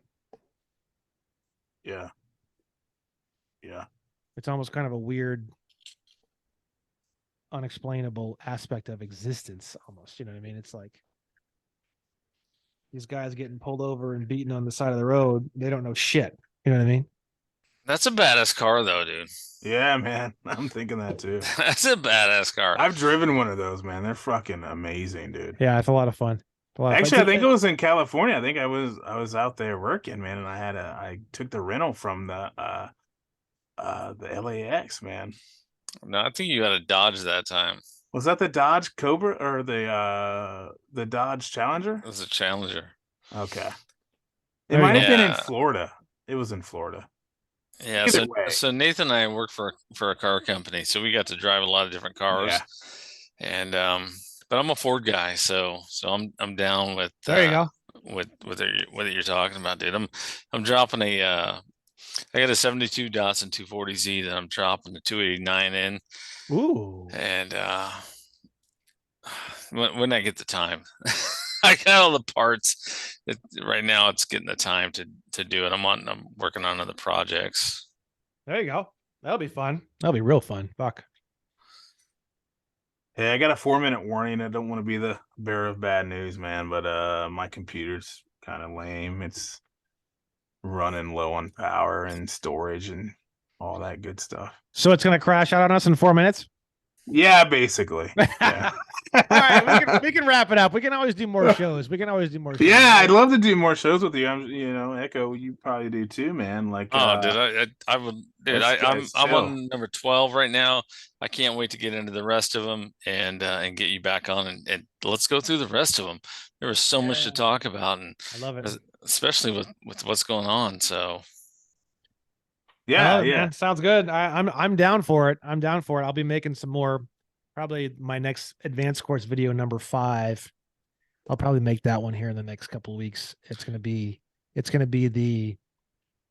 It's gonna be huge. It's gonna be all how to create, how to get a bill of exchange, how to send it back, how to call, how to do. It's all my research has been all around this whole subject. So I'm probably gonna do a whole. All my people have been waiting for this particular video for a long, long time. And I'm just now coming around the bend where I can see myself actually doing it. So, yeah.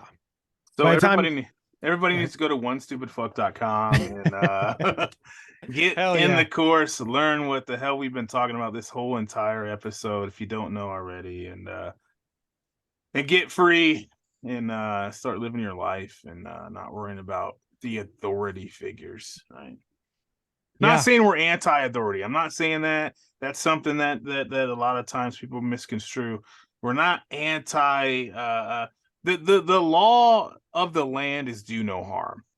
So if something's going to do harm, that's not what we're about.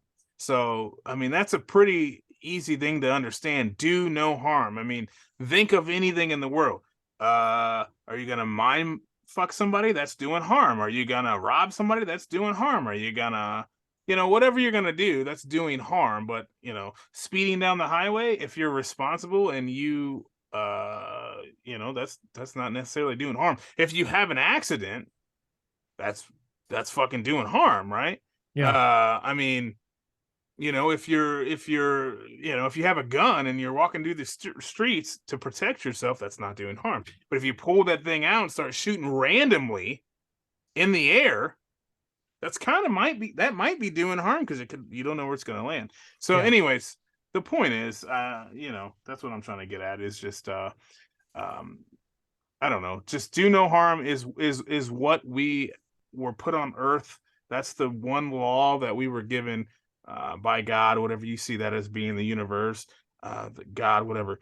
And anything else below that and what the American State National Movement is about. Anything below that is made by man to control men for somebody's benefit, and it's not our benefit. It's usually an elite society or whatever you want to call it that wants to, that doesn't follow it, by the way, that does not follow that, but they put everybody else under that. And that's my take. That's the that's the end of my rant.